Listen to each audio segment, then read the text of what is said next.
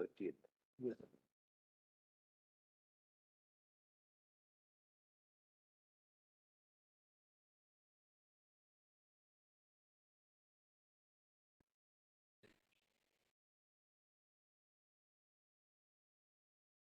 In case of AMU also. It depends on the nature of the statute. Yeah, correct. There are different statutes. There may be a statute which is a curing statute. There may be a statute which is intended to alter the situation on the ground. Yes. There may be a statute which recognizes a pre-existing situation. We can't have a general rule that the moment a statute comes, yes, you're right to this extent, that if it's a statute which is a complete code in itself, then you don't look beyond the statute. I bow down to it. It was not my submission that as a general proposition, once an enactment comes, the past is evaporated or is extinguished. My respectful submission is that in case wherever an educational institution or for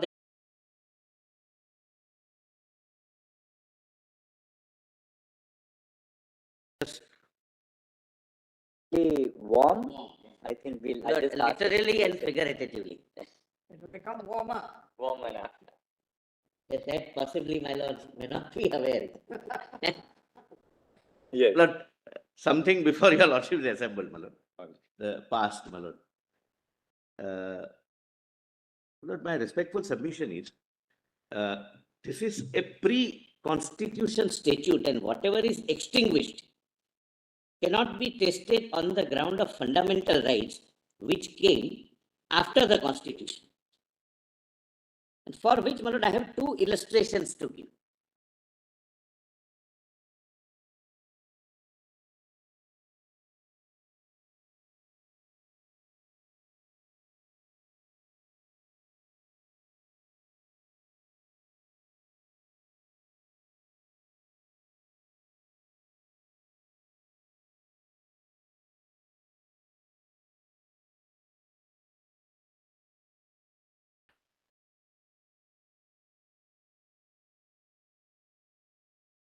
Yes. Yes. Lord, even during the British era, pre-constitution era, where the British legislature used to legislate for the purpose of universities, whenever the legislation felt that we must recognize and incorporate the founding events, they have so done.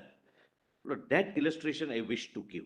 Lord, unless, because my lord, the argument of the petitioner was that while reading the statute, you have to go behind it to know kind of genesis, the word which was used, or that finding moment, the founding moment. No, that is not so.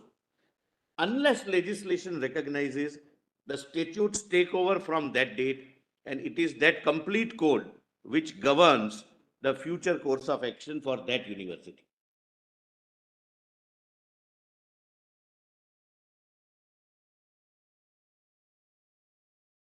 Yes. Lord, my submission is restricted to incorporation of universities, those statutes, my lord, not statutes in general. Please, my lord, allow me to place before your lordships volume 4I, page 535. How the past is statutorily recognized by the British Parliament. 4I, 535 minutes.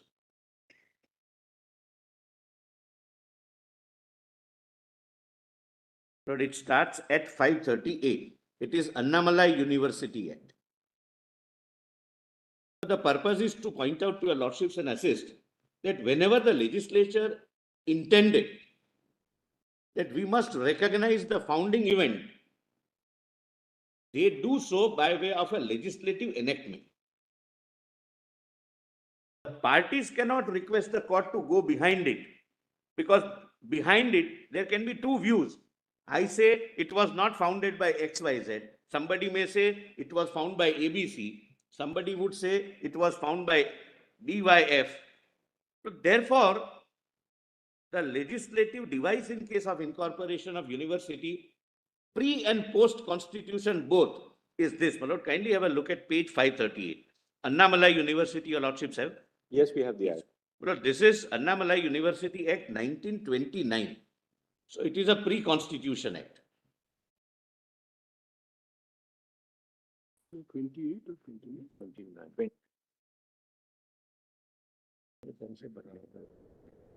Section.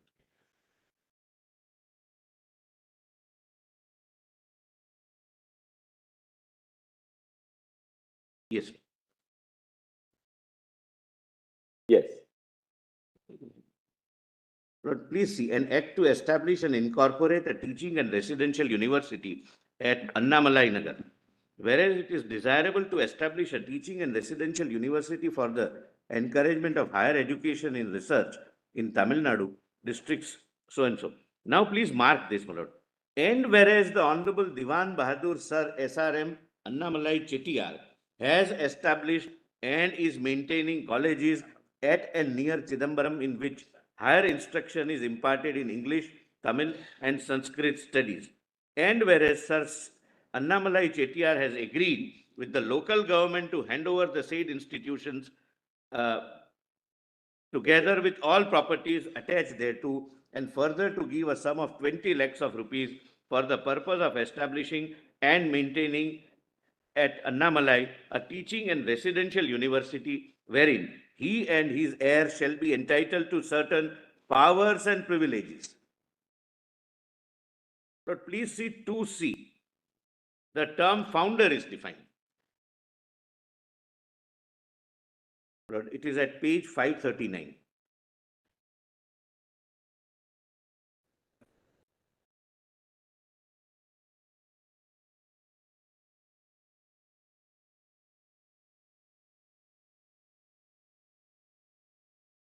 Yes. Founder, 2C. Founder means the Honorable Diwan Bahadur Sir SRM Annamalai Chettiar, and after him his son, Mr. M.A. Muthaiya Chettiar, and for all time after the lives of the said two persons, in respect of every vacancy, any adult male member chosen by the Chancellor from amongst the members of the said Sir Annamalai Chettiar's family, consisting of his other sons and his descendants, tracing their descent through males, and if no such member exists, or if one such exists and he does not consent to act as founder, or if no such member is competent in the opinion of the Chancellor to act as a founder, then and until such a competent member comes into existence, is willing to act, or one who was not competent becomes competent, etc., etc. I am not reading it, but this is how the founder is statutorily recognized. That's the only legislative way the British Parliament used to, my lord, act. Now please come to section 8, my lord.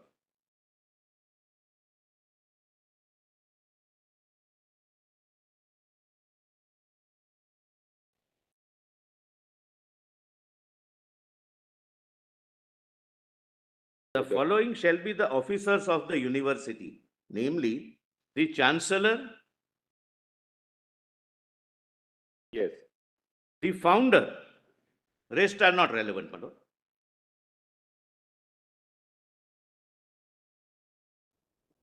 Yes. And please, my lord, come to section 11 at page 544.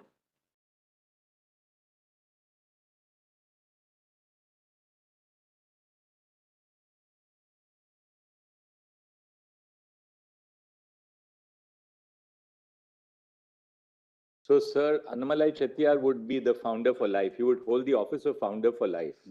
As recognized by the statute itself. You got the point. So the court in future will never be required to undertake the exercise of going into the genesis of founding moment, etc.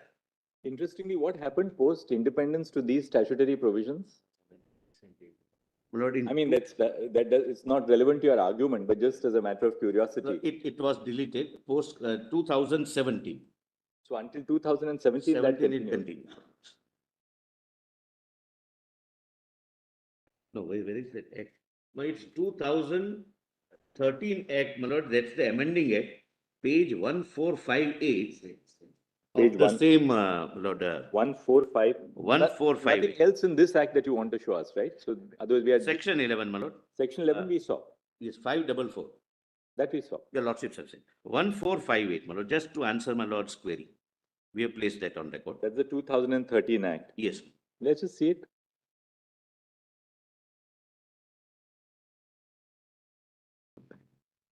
Well, the entire act is now, a new act has come into force. Oh, I see. And there is no, my lord, founder. Oh, they brought in a new act in 2013 Yes. to replace. So- So right until 2013, that That hereditary, continues, the member of the Chettiar hereditary family. founder continued in Annamalai University. And that founding fact and name of the founder was recognized. Whatever he must have bargained with the government, that was also recognized. He would be a member, he would be a part of the term officers. And my lord, my learned senior my lord wants me to see short page 12 also, my lord. I'm sorry, section 12. Please come to my lord page, 12 of the repeal there? the original act, 1929 act, my lords. To rise for 2 minutes today at 10:59 because it's Martyrs' Day. Yeah, yes. But I heard the siren go off. It's just 10. Anyway, whether the siren goes or not, we'll all rise at 10:59. No, whenever my your lordship rises, we will rise. Lord, section 12. The Vice Chancellor. The Vice Chancellor shall be appointed by the Chancellor from a panel of 3 persons recommended by the founder. This is administrative control also, apart from the fact of establishment. He is not only a member of the term officers,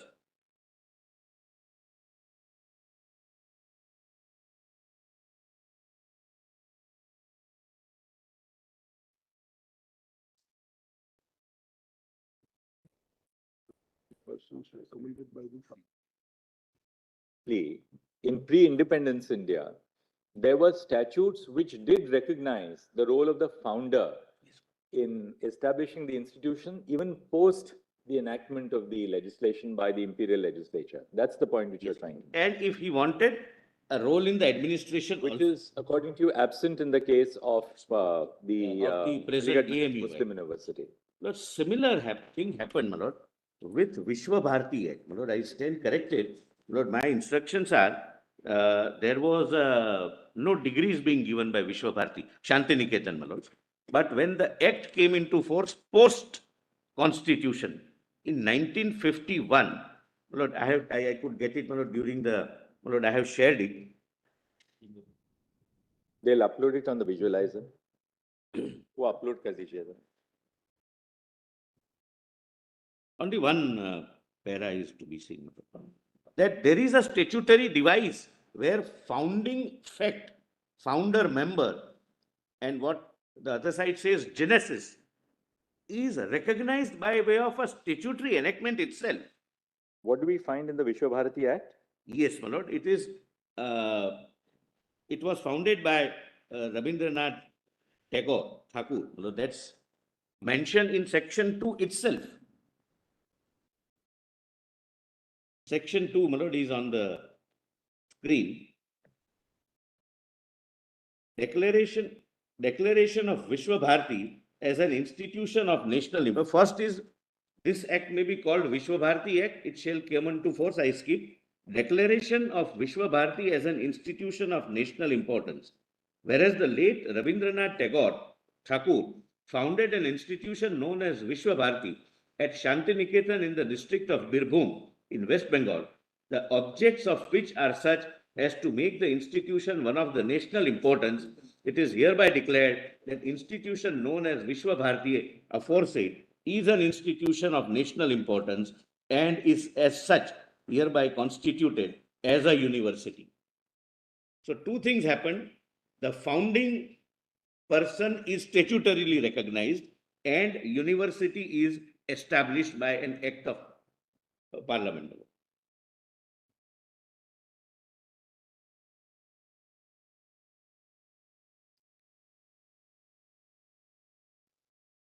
Lord, your lordships would find it was made university in 61. Otherwise, it was an institution of national importance.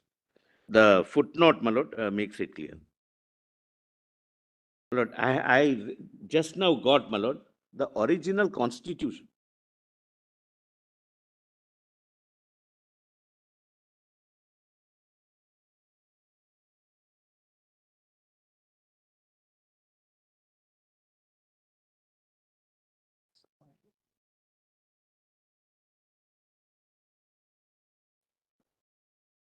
That is my respectful submission. But I have got the constitution of original Vishwa Bharati, but I got it in the morning only, my lord.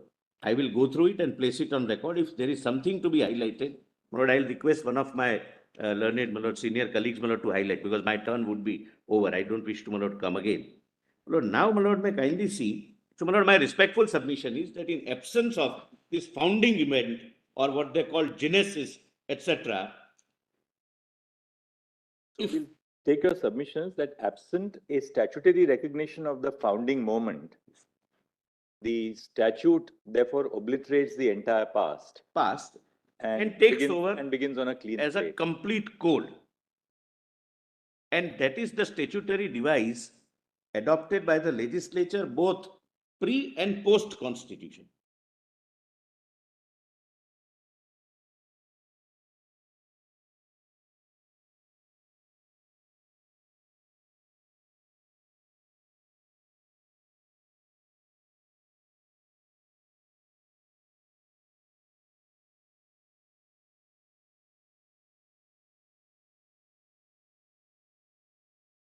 For C.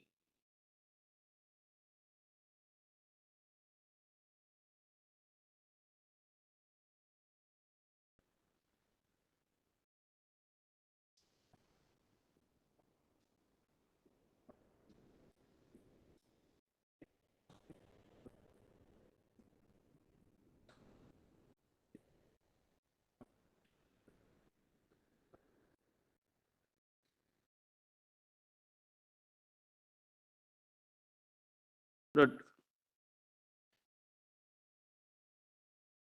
Solicitor, my lord, in the absence of an express obliteration of the past by the statute, can the court not look into the pre-existing history unless we find that there are certain express provisions in the statute? I mean, I'm just putting you the flip side of it so that, to elicit a response.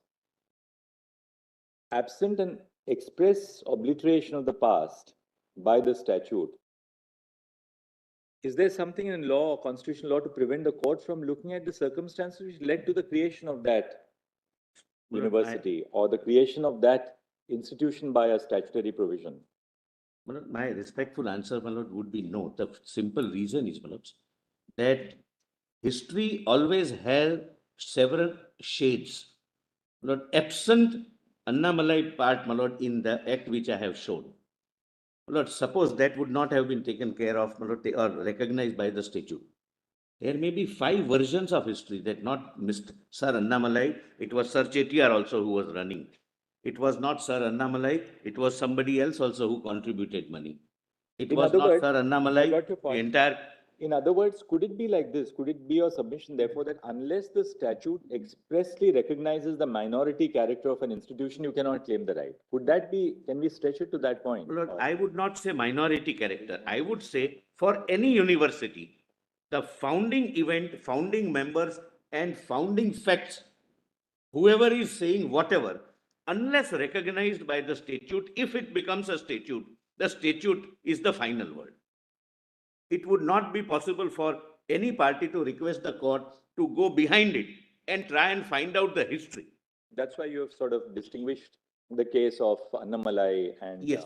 And that would be so about even majority institutions. I do not know. Annamalai may even be a majority institution. Annamalai not property is it's not an Article 13. No, Lord, maybe a linguistic minority. I am not aware of. Maybe a linguistic, may not be a linguistic, but whenever any university incorporated under an act, unless that's, therefore I have shown, and I'll show other university similar examples. All that.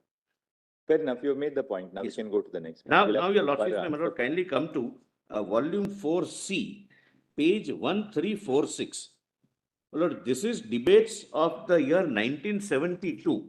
My lord, I have already. 15.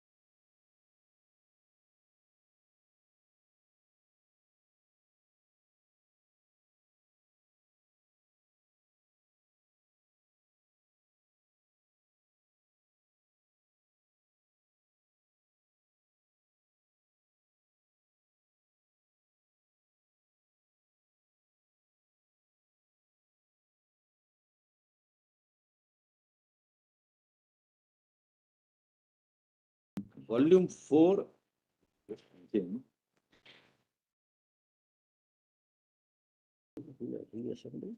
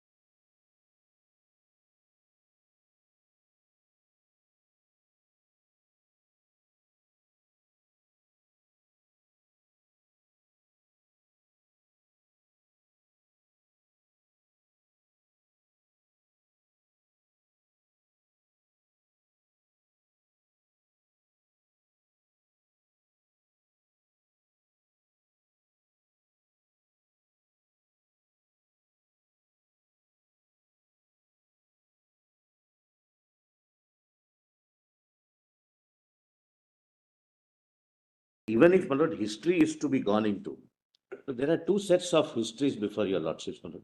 I have given a different list of dates and events. The question would be, Lord, how would your lordships examine? I'm posing a question to myself. Which part of the history is true? Therefore, my lord, even from the prudence test, the submission which I'm making, that whenever statute recognizes or wants to recognize by a legislative enactment the founding events, Lord, it would be final, and the statute takes over, it becomes a complete code. Now, your lordships may, my lord, kindly allow me to place volume 4C, page 1343, my lord. Lord, this is the speech before the House by Professor S. Narul Hassan, who was the Minister of Education and Social Welfare, in 1972 when amendment was introduced. Page 1343. Yes, sir. 1343. What your lordships would recall, there was an amendment in 1972 in AMU Act.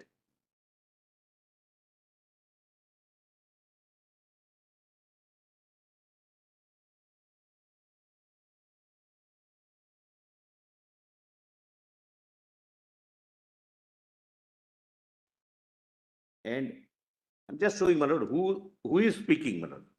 The concerned minister, my lord, this is the stand of the government. The Minister of Education, Social Welfare and Culture, Professor S. Narul Hassan. Please, my lord, see second unnumbered page on the right side column. What change was made? Earlier, your lordships are aware.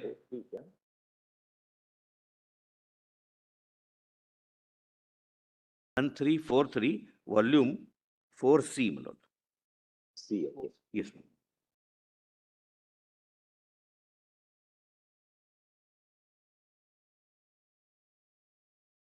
But I may not take your lordship's time. I'll just orally say. No, you can just show it to us. We are already on it. Yes, ma'am. Formerly, the chancellor was elected by the court.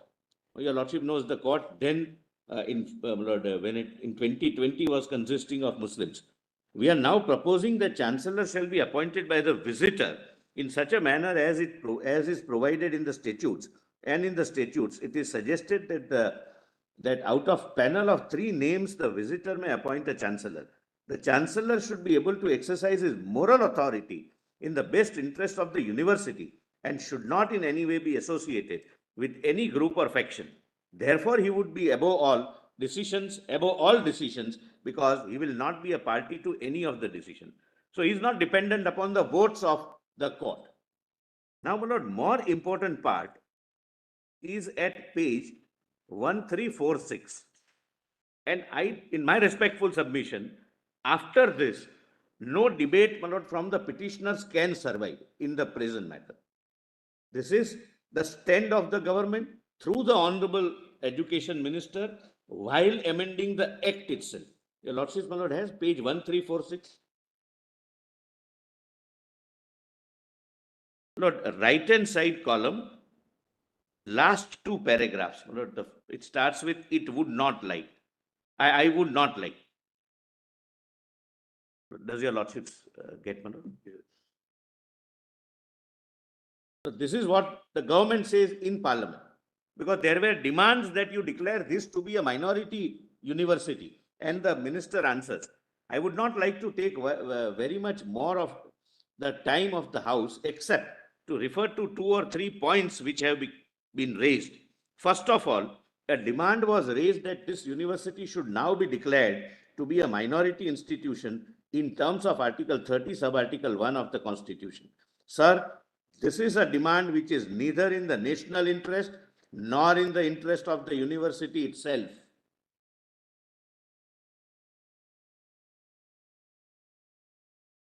Nor, if I may venture to suggest, of any section of our population, including the Muslim community. The responsibility for the educational development of every section of the population has been taken by the state. Maybe it is some part of it with the union government and the other parties with the state government. If the educational development of the entire country and all sections of the population is to be ensured, it would be necessary to see that the state plays its due part. Any single institution cannot be maintained by the central government for the benefit exclusively of one community or to be run by a single community. Till 72, there was a demand that you declare it to be a minority institution. And for very valid reason, with a foresight, looking at the future, not a very eminent educational minister, made this statement that it is not in the interest of the nation, nor in the interest of the community. So, my lord, after this, in my submission, my lord, the issue is closed. That's my respectful submission. My lord, similar, kindly come to debates of 1981, same volume, page 1680. Same volume? Yes, my lord, 1680.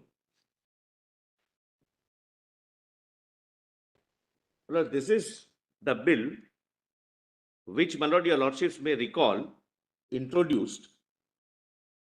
The word "establish" was deleted.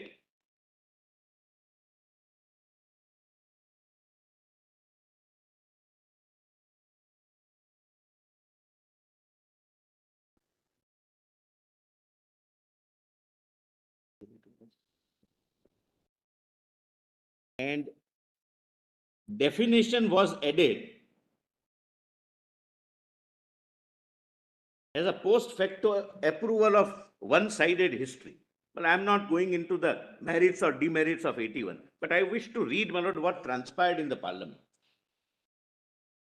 Lord, kindly come to 1680. These are the debates when 81 amendment was introduced. Shri G.M. Banatwala, your lordship said. Mr. Deputy Speaker, sir, the Honorable Minister has been kind enough to tell the House that it was one of the pledges of the ruling party to restore the minority character of Aligarh Muslim University, and this bill seeks to fulfill this pledge. I, on my part, respect the sentiments of the government, but I wish that the provisions incorporated in the bill had really led to fulfillment of the pledge. Mr. Deputy Speaker, sir, the government, as we understand now, wants to restore the minority character of Aligarh Muslim University. But kindly pause here as a factual thing. The government never wanted to restore. It has said in 72 that it cannot be given. Something can be restored if it existed at any point of time. Be that as it may. Then why does it fight shy of saying so in the bill itself? Why should there be reservation? There are certain basic things which need to be understood. We are not playing with words. Those who are not capable of understanding the words are totally incapable of understanding the ideology and the facts behind this. There are showboys who have brought great woes and pains to this country. I have only to tell the government not to practice self-deception. The main issue is the restoration of the minority character to the Aligarh Muslim University in such a manner that the university gets protection of Article 30, Sub-Article 1 of the Constitution. The university has to be recognized as an educational institution as envisaged under Article 30, Sub-Article 1 of the Constitution. I'll skip the quotation. The judgment in Aziz Basha's case is a standing injustice both to the provisions of our constitution as well as the minority and the secular concept that we have in our country. In this case, the Supreme Court has erroneously made an observation that the university has neither been established by Muslims nor has the administration of the university been ever exclusively vested in the minority in Muslims. Therefore, there are two aspects of the question. Please mark this, madam. Yes. He is demanding now that all right, you have established by incorporating the word, by deleting the word established. You are taken care of according to his understanding, not subject to that act being challenged. Now give us the administration also. So therefore, I am reading it. And the minister says no administration cannot be given. So even as per this debate in parliament, nothing survives.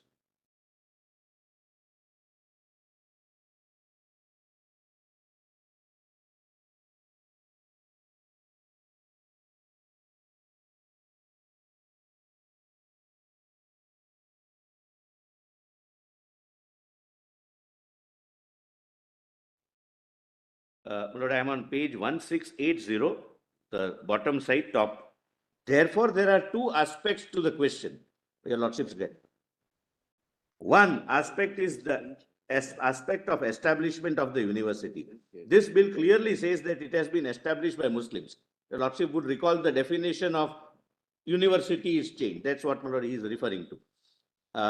We are thankful to the government. I congratulate the government that the government has come forward with a recognition of this historical fact. But then the other aspect remains, and that aspect is that since allegedly the administration of the university never exclusively vested amongst the Muslims, therefore it is not an educational institution envisaged under Article 30, Sub-Article 1 of the Constitution. He admits that unless I have the administration, I can't rely upon 30 Sub-Article 1. The position should therefore be clarified. The definition as given of the term university in the present bill, which is now before the House, does not fully meet the requirements of Article 30 Sub-Article 1 of the Constitution and does not fully set at naught the observations of the Supreme Court in Aziz Basha case.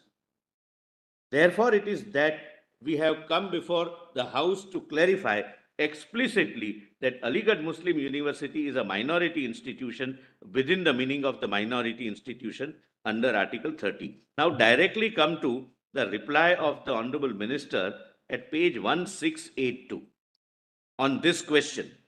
The request, the demand that administration should also be given to us.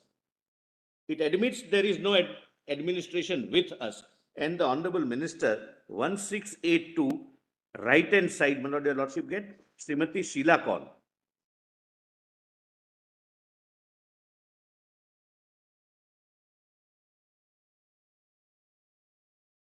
I'm sorry, I may just before that, a page before that, my Lord.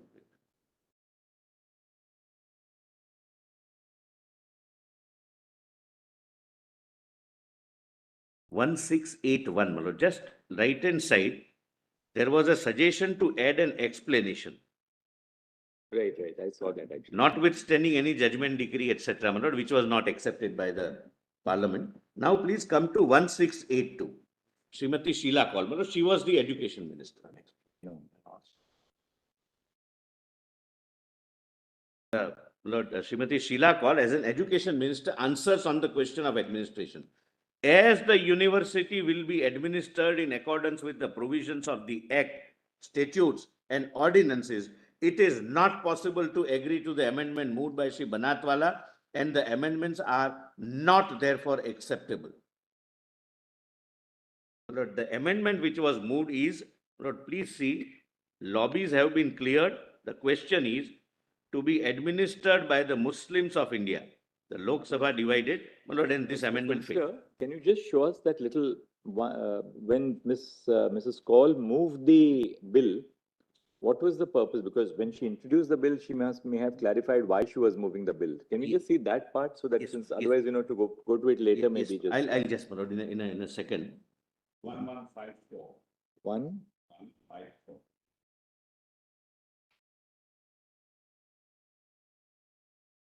Okay. Wait. No, not this one. I'll read this also, but there is some else. I have marked it. What you asked about to move and what would move. What are the main things that is structure?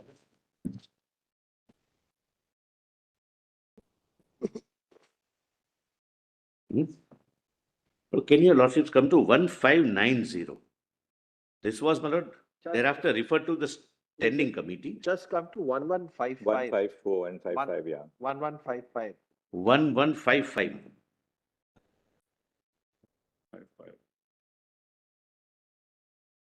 My lord, shall I? It is a pledge that we seek. It is the pledge that we are seeking to redeem today. It was a pledge that we gave to our Muslim brothers. The establishment of Aligarh Muslim University Act was an important landmark in the development of modern education of Muslim of India. However, it was not the point at which the history of the Aligarh Muslim University started.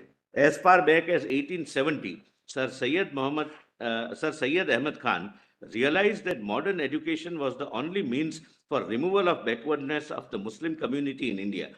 At his initiative, a committee to devise ways and means for the educational regeneration of Muslims was set up. 2 years later, a society called the Mohammedan Anglo-Oriental College Fund started. Well, then the history. May I read, my lord, history again, my lord? One side history is given, my lord.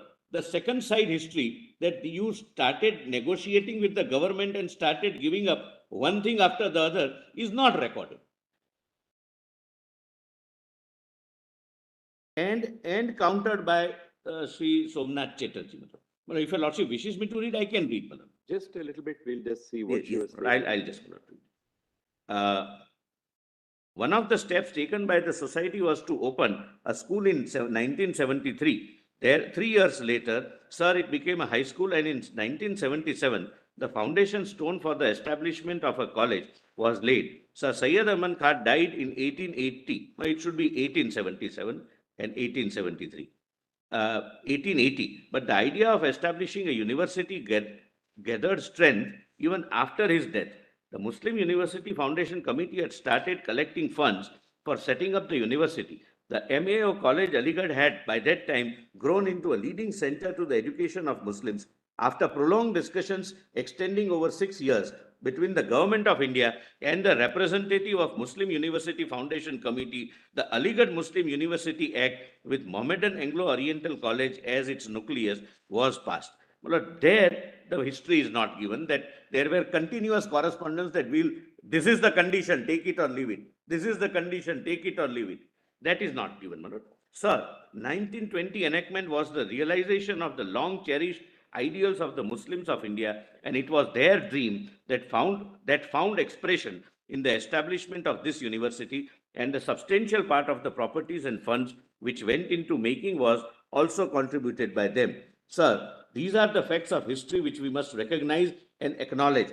For quite some time, the Muslims of India have been expressing concern that the law governing the Aligarh Muslim University does not recognize or acknowledge these historical facts. Therefore, there has been a unanimous demand voiced by the Muslims of India that the Aligarh Muslim University, as it stands today, should make provision for the acknowledgement of this fact. This demand has the support of all sections of the country, including all political parties. Sir, the Aligarh Muslim University today is one of our largest residential universities. It is a composite institution offering education from the nursery stage to the highest level of research.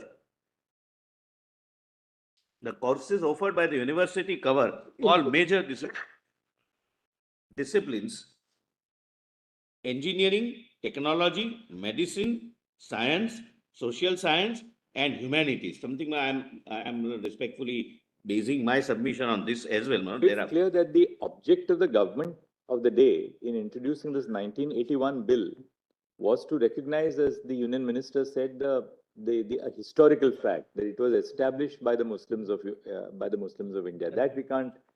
That seems to have been the I intent also of wish away. But That before was the that, intent of she says that this was a part of our election manifesto.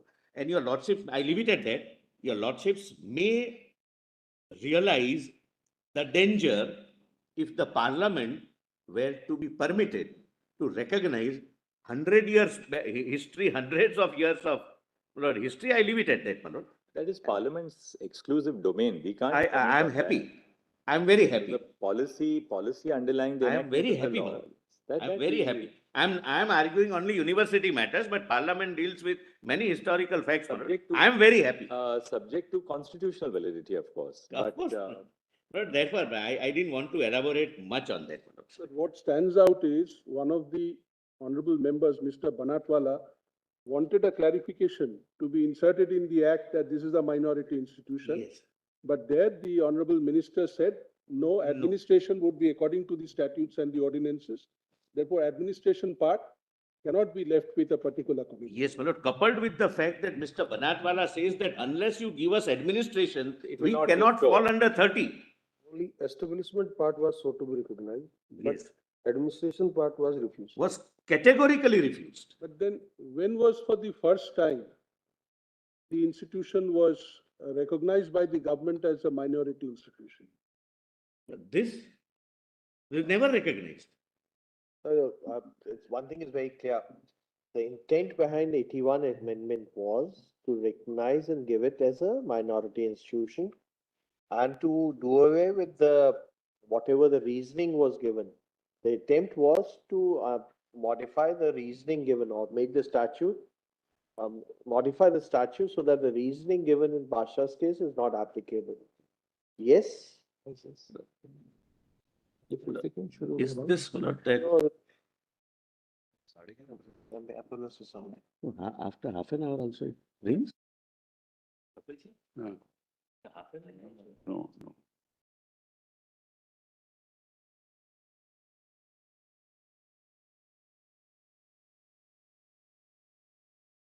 administration is concerned, yes, Mr. Banatwala did say that please make an amendment saying it's the administration is the Muslims. That the government did not agree. But what they said, administration is already provided in the statute. As per the Statute, yes. No, all statutes will provide for administration. Even today, even after the 2004 Act, Education Act, minority, each statute will provide for administration. That's not the administration, the word, mainly because the statute provides for administration is not cannot lead to a finding whether it's a minority or a majority. No, Lord, I would risk. That if we accept that argument, that if administration is provided by the statute, then this itself is going to be a ground to decide whether its institution is a minority or majority or non-minority institution, will lead to difficulty. I'll just, my lord, respectfully, my lord, How answer. can that be? Mainly because administration is provided by the statute. That is not, may not be the criteria. Kindly. We have to find out who are the people actually administering it. Correct. Or in terms of the statute, who are the people entitled to it. I bow down, my lord. Your lordships will have to examine the statute as it stood in 1981, and in that context, my lord, examine the request of Mr. Banatwala that right now it is not our administration. And therefore, we are unable to fall within the second part of Article 30, Sub-Article 1. That establishment, yes, but not administered by us. You clarify that we are administering also. She says, no, Act will govern. Whether, And the amendment, whether the government was right or not, that's a separate issue. But the fact of the matter is, the government also, when they were saying it's a minority institution, they very well knew of the requirements of Article 31. They felt that the administration is also with the minority, no, my lord. because otherwise they will not say it's a minority institution. No, my lord, they didn't. I'm sorry. Mr. Solicitor, they were very well aware the two requirements for minority institution: establish and administer. Correct, my lord. To say that when they moved the amendment and made an open statement in the House of the Parliament saying it's a minority institution, they were not aware that administer is also one of the requirements, will be little difficult to accept. Maybe they may be right or wrong. It's a separate question. Yes, my lord, maybe they consciously, my lord, did that. All right, we satisfy you. We recognize the historical fact. What they have done is recognizing the historical fact according to their history, without, my lord, or rather omitting the history which I have shown. That one after the other, they started, my lord, giving up their rights. If there was no concept of a right, but their demands, their insistence, that this we will not accept, all right, we give up. This we will not accept, all right, we give up. That's not taken care of. But they say that we recognize a fact in history that this is what happened. As my lord, I'll not reread it. But everyone was clear, including the government, but especially Mr. Banatwala, that unless you give it, and what was, my lord, the amendment suggested? Amendment was administration to be given to Muslims. That was within inverted comma. And the minister says, no, it will be as per the act. If as per the act, your lordship finds that it was Muslim administration, that's a separate thing. But if that is so, Solicitor, to really conceptualize your argument, because I think we've heard you on this, your argument is that Article 30 incorporates twin tests: establishment and administration. Basha came to the conclusion that, well, one, Aligarh Muslim University was not established by Muslims, though it does recognize the history of Anglo-Oriental College, etc., because it says it was established by statute. That's the first limb of Basha. And inasmuch as that it was established by statute, it has not been established by a Muslim minority. That's the first limb of Basha. Second, Basha says on the review of the act that it is not administered by the Muslim minority. The 1981 amendment, according to you, was intended to recognize the historical fact of the establishment of Aligarh Muslim University and brought about that change both in terms of the preamble and in terms of the definition of the expression university. But the second limb of Basha, which was that it has to be administered by the minority, there was no alteration to the existing statutory provisions in relation to administration, and which was in fact noticed by Mr. Banatwala that you cannot, in that sense, though he didn't put it in that word, in those words, that you cannot override Basha unless you deal with both the establishment and the administration tests.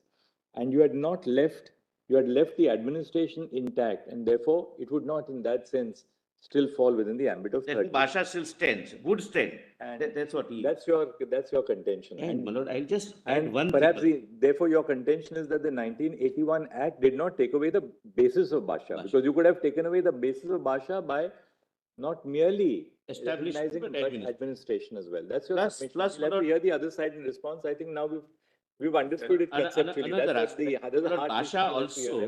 Basha also recognizes. I think that is really the submission. Basha also recognizes the fact that your rights, if at all there were any pre-constitution, were extinguished, because you started giving up those demands one after the other. And therefore, there was no concept of a minority or minority rights in 1920. It was just a bargain between me and the government. Some of them, my lord, said that we will not accept your bargain. We will say that no, we want to have this framework. But those who were in charge, my lord, Mr. Sefi and led by them, my lord, they say, all right, we give up this, we give up this. Government says, no, it would be full control of the government. All right, we give, let it be government control, etc. My lord, I have given. Basha recognizes that, my lord, the parliamentary debate does not recognize. All right. Anything My now? lord, What's next, the- my lord, next. Please come to page, my lord, volume 2A. I'll take only 10 minutes, my lord. 2B, I'm sorry, my lord, 2B. At page 50 to 54. I'm not going to read, but I just want to give, my lord, the illustrations. Please, Mr. Solicitor. 50, my lord. 2B, To page 50 to 554.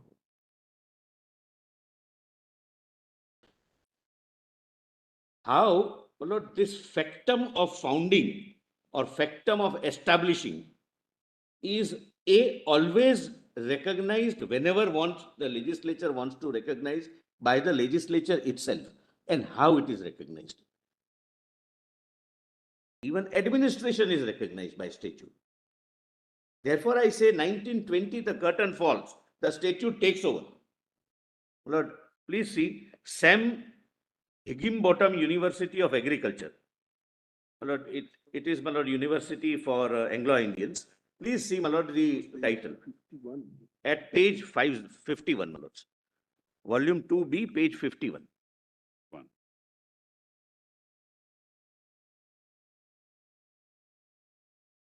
The lordship gets, my lord. I'll just, my lord, the small font, my lord. This is, my lord, the preamble of the act. An act to establish and incorporate a teaching, research and extension university with a view to upgrade and reconstitute the existing Sam Higginbottom Institute of Agriculture, Technology and Sciences, deemed to be University Allahabad, established and administered by the Ecumenical Minority Christian Society, namely so and so. This is how, my lord, establishment, the historical fact of establishment and administration is statutorily recognized. Please see, my lord, same at the foot of the page, same university, the jurisdiction. Save as otherwise provided, I'm sorry.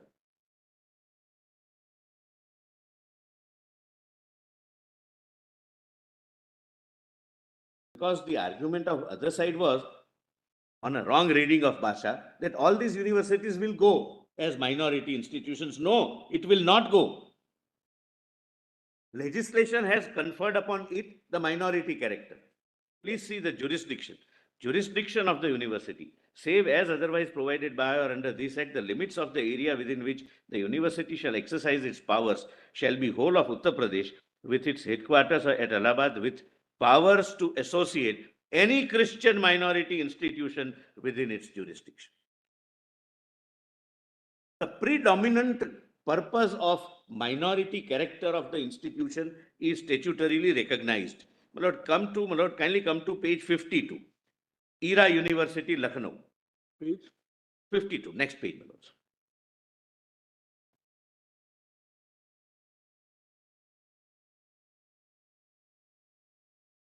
Era University, Lucknow.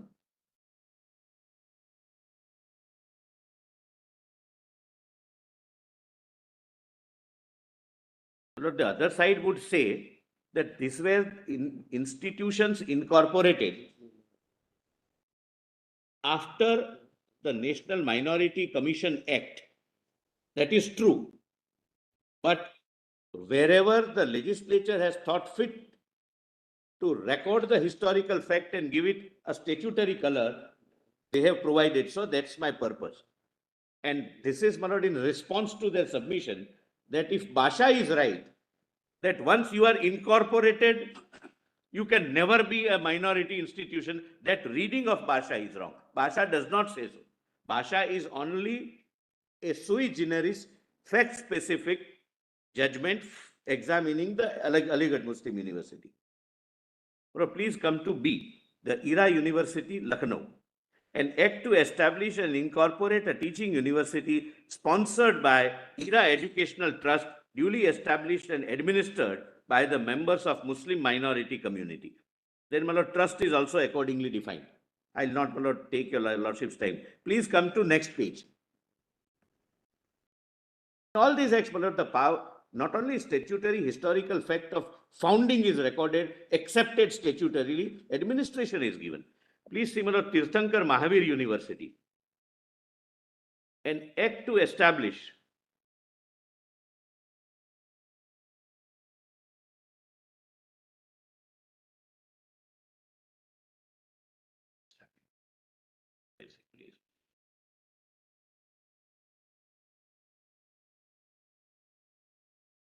an act to establish and incorporate, I'm sorry, madam.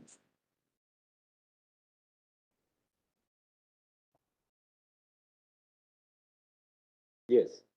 An act to establish and incorporate a Jain minority teaching university sponsored by Tirthankar Mahavir Institute of Management and Technology Society, Moradabad, Uttar Pradesh. 9 also, Lord, kindly see only the highlight, underline part. Nothing in this section shall be deemed to prevent the university from making appropriate provisions for reservation of persons belonging to minority community in the post and recruitment of the employees and reservation of seats for admission in any course of study in the university which cannot exceed more than 50%.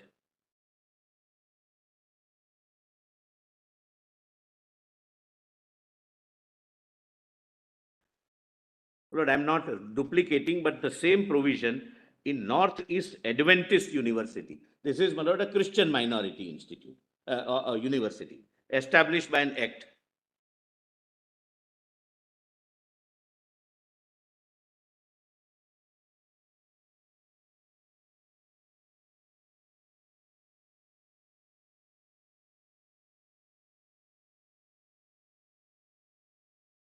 Then, my lord, please come, my lord, only last example, my lord, I would like to give. 4I, my lord, volume 4I. I'm on Alia University, page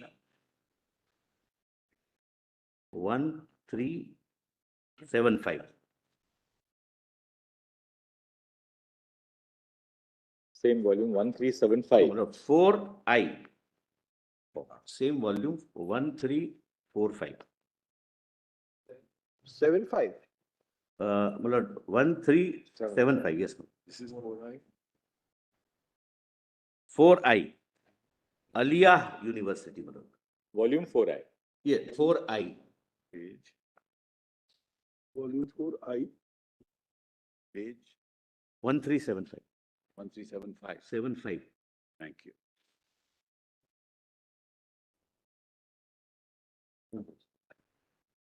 This is a West Bengal legislature, my lords. Your lordship would have the title West Bengal Act of 2007, my lords. Please see, my lord, the preamble. The second part, whereas. Does your lordship get, my lord? Whereas it is expedient to upgrade Calcutta Madrasa College, erstwhile Madrasa Aligarh, one of the oldest institutions of higher learning and culture in India, and to that end, to establish and incorporate a teaching university at Kolkata, to dissolve Calcutta Madrasa College, a government madrasa college, and to transfer to and vest in the said university all properties and rights of the said college. Now, please see, my lord, 3.3. 1378, my lord.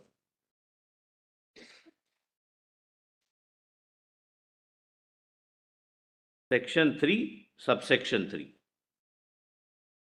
1378. Lordship gets, my lord.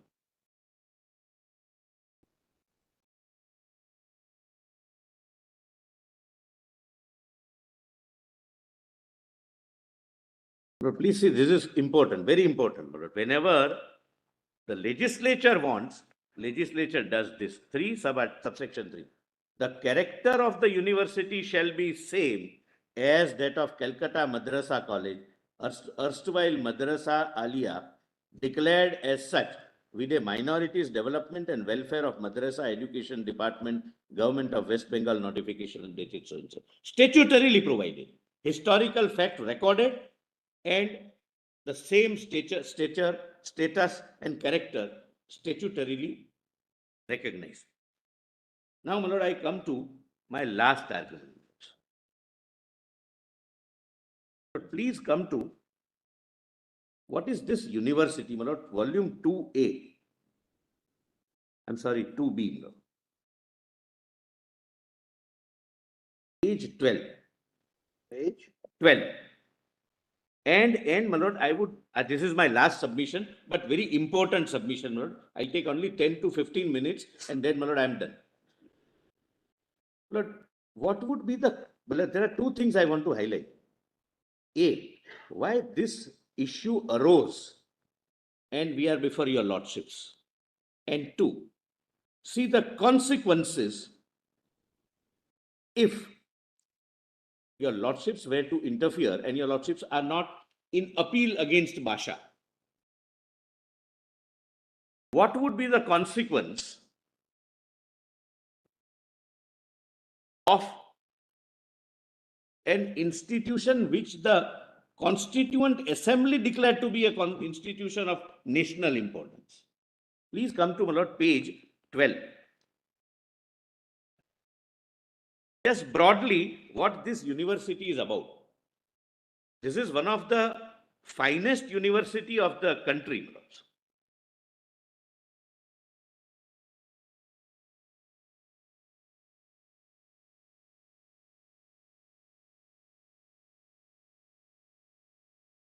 Lord, it has, my lord, total, my lord, I have given, my lord, the chart, total number of entities, then number of faculties. Please see faculties, my lord. Agricultural science, management studies, arts, engineering and technology, theology, medicine, social science, life science, Unani medicine, law, science, international studies, etc., etc., etc. My lord, large number of, my lord, subjects, my lord, are being taught. Please come to, Lord, I will not read everything. Please come to page 15, number of colleges. There are 8 colleges affiliated. And the next is number of centers. They have centers, my lord, all over the countries. But I am not right now addressing your lordships on that because that's not the question. But TMFI says, for the purpose of deciding minority, the unit is state.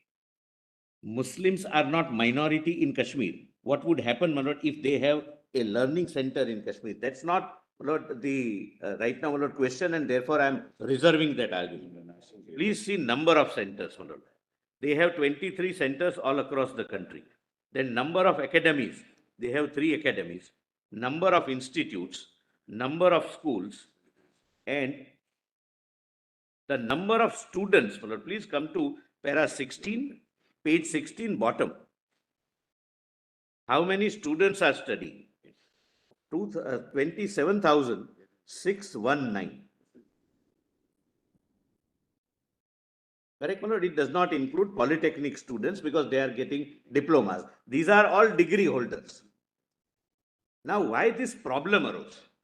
Lord, please take the Constitution of India, my lord, for a while.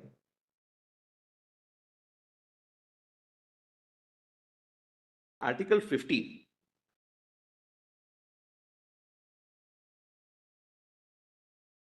Lord, I need not highlight that equality is heart, soul, and blood of the Constitution of India. After, my lord, we became free from the British regime. Article 15, my lord. Your lordship gets 15, sub-article 1. The state shall not discriminate against any citizen on the grounds only of religion, race, caste, sex, place of birth, or any of them. Lord, nobody can be discriminated against. Hindus, Muslims, Sikhs, everyone are at par. Now, earlier, an argument used to be raised that there is an exception to this under sub-article 5, which is not accepted. Lord, your lordships have said that sub-article 5 is not an exception, but another facet of equality. Because the government, the nation, the country wanted scheduled caste, scheduled tribes, socially and educationally backward classes also to be at par, and therefore sub-article 5, my lord, was introduced. Nothing in this article or in subclause G of clause 1 of article 19 shall prevent the state from making any special provision by law for the advancement of any socially and educationally backward classes of citizens or for the scheduled caste or scheduled tribes insofar as such special provision relate to their admission to educational institutions, including private educational institutions, where aided or whether aided or unaided by the state. Please underline this, my lord. Other than the other than the minority educational institutions referred to in clause 1, article 13. Meaning thereby, your lordships have the mandate of equality under article 15, sub-article 1. Another facet of equality for scheduled castes, scheduled tribes, and socially and educationally backward classes. And the last part of sub-article 5 is an exception to that equality clause. And therefore, your lordship's test to decide whether a particular institute or university is a minority will have to be a very strict test.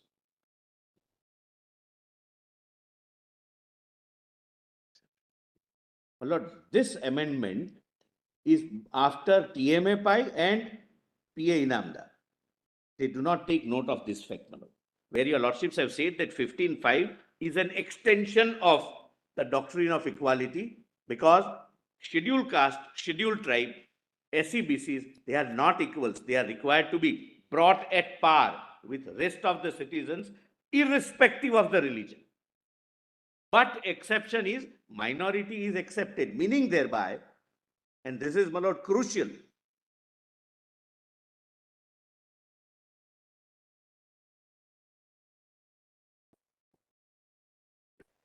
Doesn't this then amendment also accept the reasoning given in TMA 5 that the minorities are entitled to have reservation in their institutions? Aided institutions. Yes, it does say. Doesn't it then give that recognition? Yes.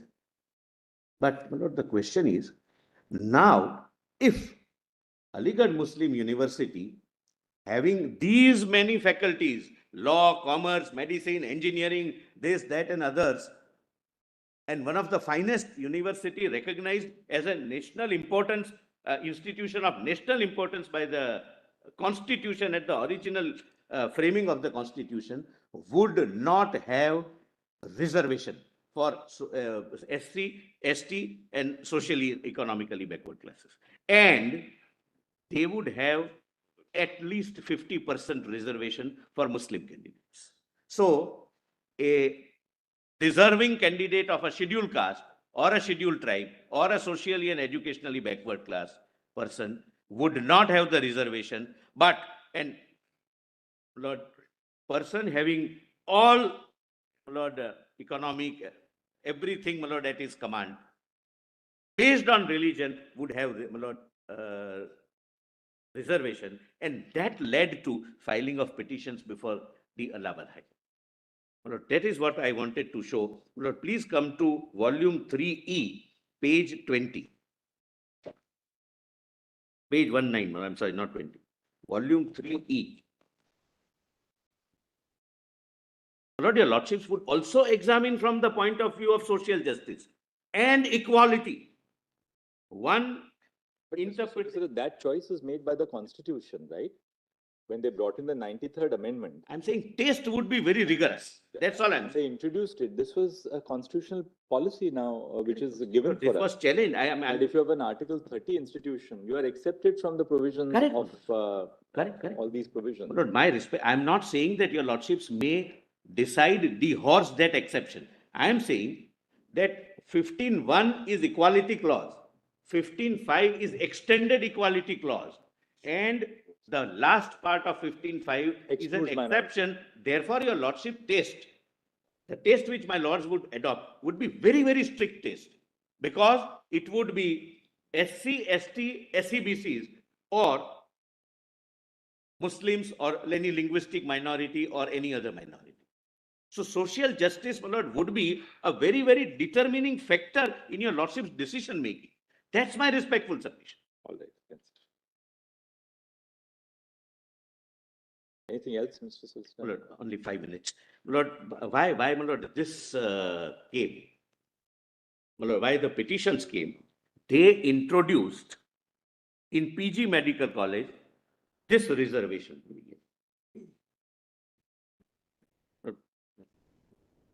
Page 34, my lord, this is directly. Which volume are you referring? Page 34, my lord, volume 3E, 3 capital E.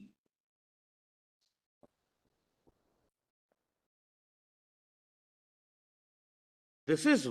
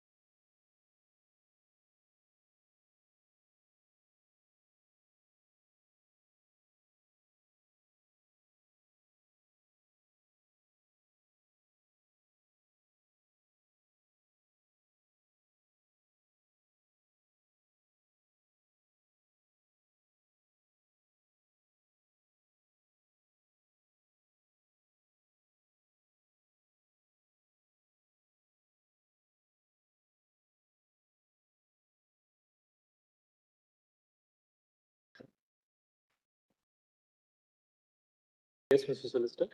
Lord, please come to page 34 Of volume 3E. This reservation came in 2005. That led to filing of petitions. And your lordships would, my lord, bear in mind, it's almost an admitted position between the parties that even without a reservation, approximately 70 to 80% students are Muslims. I'm not on religion. It's a very, very serious phenomenon. An institution of national importance declared by the Constitution must reflect, my lord, the national structure. Without reservation, this is the position.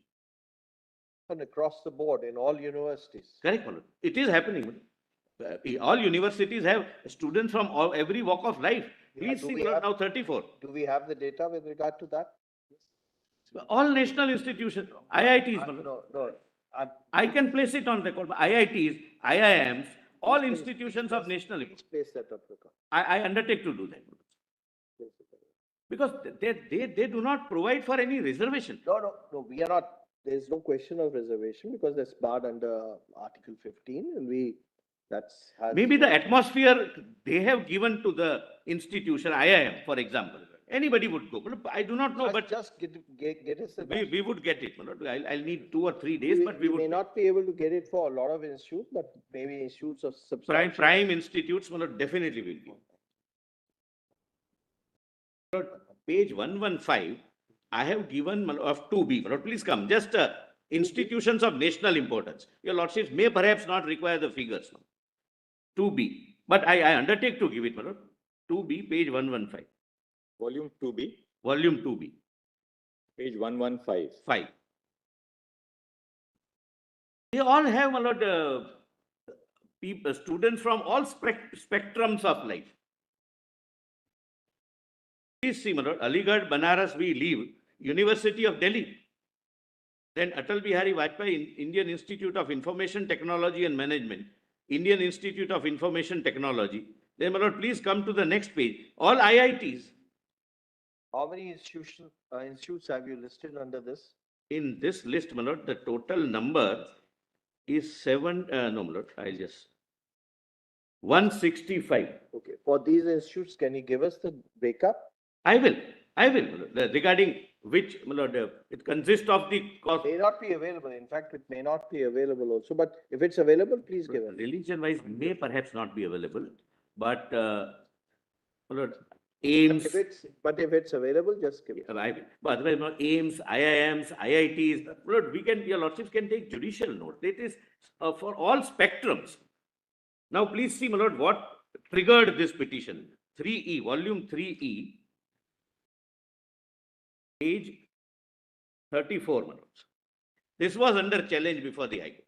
The solicitor, could you come to 33? 33. Same 3E. Same volume, 33. It refers to a letter received from the Assistant Director dated 3rd December 2004. They have read, my lord, yes. That is based on 81. He writes that now you are a minority institution, which they have read, my lord. That is, my lord, at page. What is the page number of this 312? I'll just give the page number, my lords. Lordships may give me a minute. This letter is the first time they recognize the ATG. 17 is page 17. Page of this volume. 17, my lord, of this volume.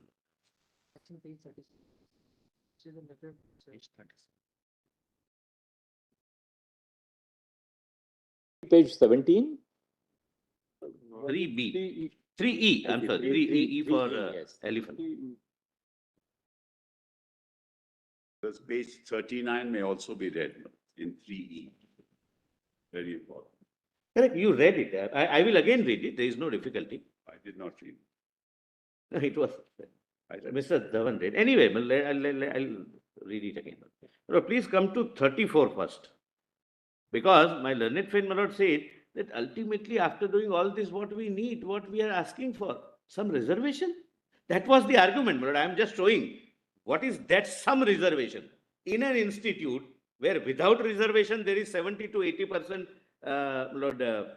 persons from one particular community. Please see, my lord, page 34, your lordship gets, my lord.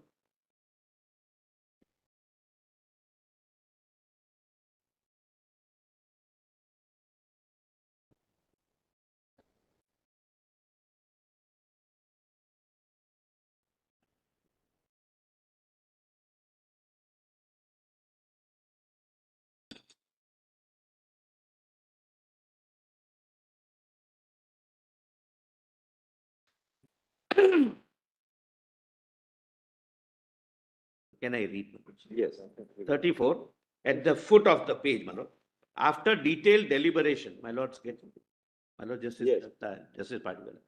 After detailed deliberation, the council approved the recommendation of the academic council made at its special meeting held on 15 January 2005 regarding reservation of seats for admissions to MD, MS, PG diploma courses in the Faculty of Medicine with minor modifications as mentioned below. 25% students may be admitted from amongst the internal candidates on the basis of All India test, meaning thereby BSc to MSc, MBBS to MD, etc.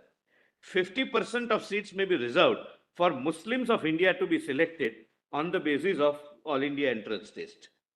So 75% roughly, not for Muslims, because 70 to 80% as on date who are studying are Muslims. That's an admitted position. Mr. Farasat gave those figures. And I can also give those figures. That without reservation also, 70 to 80% are Muslims. So they would go from bachelor's to master's and 50% straight flat reservation for Muslims and open only for 25%. And this is ranking, my lord, one of the finest universities in the country. I have no dispute about it. Apart from, my lord, it being an institution of national importance, I am not taking your lordships, my lord, through that. But please, my lord, note here, only for my satisfaction, my lord, I have pointed out the debate of the Constituent Assembly when this was declared to be an institution of national importance. I am not, my lord, reading it, but there are good reasons, my lord, they have given.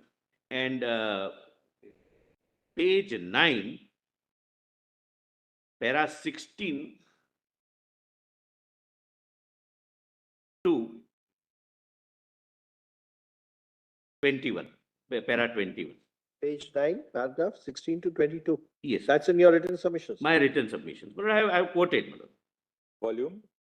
2B.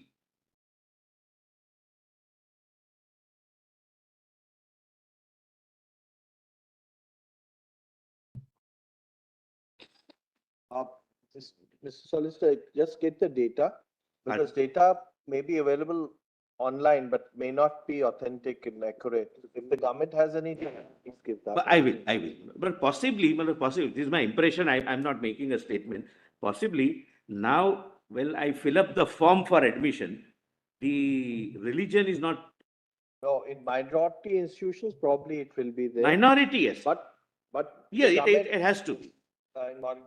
in the other institutes, probably it's not required and may not be in fact mandated, should not be in fact. Should not be. Like IIT, IIM, But other. otherwise, the government must be having some data, some figures. If it is, Manoj, Otherwise, I'll figures are available truthfully online, place it on record. figures are available on the internet, but they may not be Accurate, correct, Manoj. So, Manoj, last line, Manoj, I'm not reading it, but this Article 15, sub-article 5, when was inserted, was put to challenge, and the challenge is negative. Manoj, that is the judgment in Pramati, Manoj, 2014, volume 8, SCC, page 1. Manoj, relevant para is 31 to 34, 31 to 34. Just repeat the citation. 2014, volume 8, SCC, page 1, relevant para 31 to 34. That rejected the constitutional challenge. Constitutional challenge to sub-article 5 of both Article 15 and Article 16. My submissions are over, Manoj. I'm immensely grateful, Manoj, very patient hearing. Thank you. For a very patient hearing. Obliged to. Thank you, Mr. Solicitor. It's okay.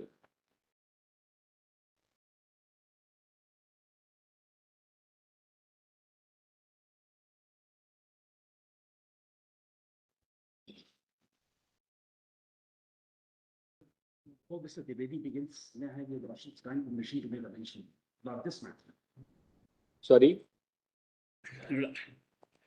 May I have your lordship's kind permission to make a mention, my lord? Lord, Who are you appearing for, Mr. Yatendra Singh? Lord, my briefing counsel in this particular matter has become a judge of the High Court. And then this last month, my lord, due to my health reason, I was not coming. Last week when I came here, the case is here. I want your lordship's kind permission to submit my written submissions. And 10 minutes of your lordship's valuable time, at whatever time your lordship thinks proper, give me just 10 minutes or maybe 7 or 8 minutes. All right, let's complete the hearing, then we see how much time we have left. Should I upload my written submission, my lord? Just wait, presently we'll see. Have you filed an intervention? Have you filed? Lord, my briefing counsel with whom I was appearing, there were parties in the case. He is elevated.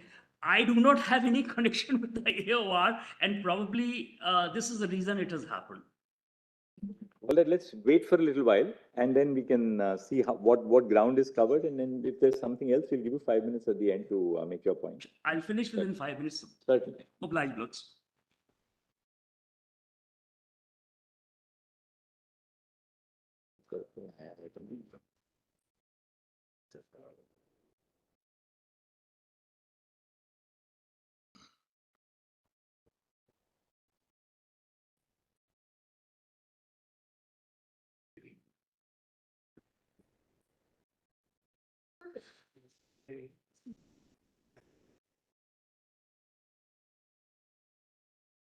What you can do is that you can circulate your written submissions to the other side, so they also know what your point is, and then circulate it to the court master in the electronic form. So he'll add it to our submissions.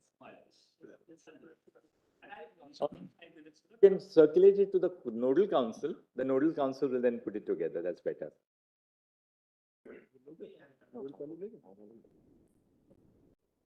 Yeah, yes, Mr. Dwivedi.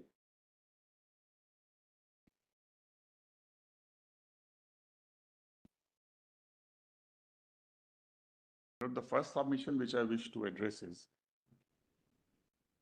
that to be a Muslim is one thing, and to be a minority, my lords, is another thing.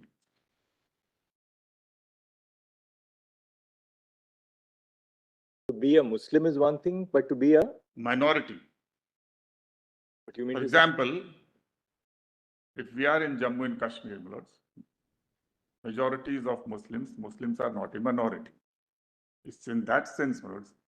The question therefore would be either, my lord, we proceed on the basis of the assumption which was made in Aziz Basha that the Muslims in 1920 were a minority and decide whether they're entitled to the benefit of Article 30. Or we consider the question actually on facts, not whether they were a minority in 1920, which requires, not first of all, determination of the most vital question, which somehow has avoided the attention of this court in most matters, whether they were Christian colleges or whether they were Muslim colleges established before independence. This court has proceeded on an assumption that they were a minority. So how do we understand this concept minority? Do we decide this today in a bench of 7 judges when your lordships are sitting? Or we again, my lord, like TMA Pai say, that these questions are left over, my lord, to be decided later. This question was squarely there, my lord, in question 1 and question 3A. But all that TMA Pai decided was that minority will be decided state-wise. But what is this minority, my lords? Is it a numerical question? Does it have a qualitative content? Does it not require that the people who are now claiming to be a minority understood themselves to be a minority at that time?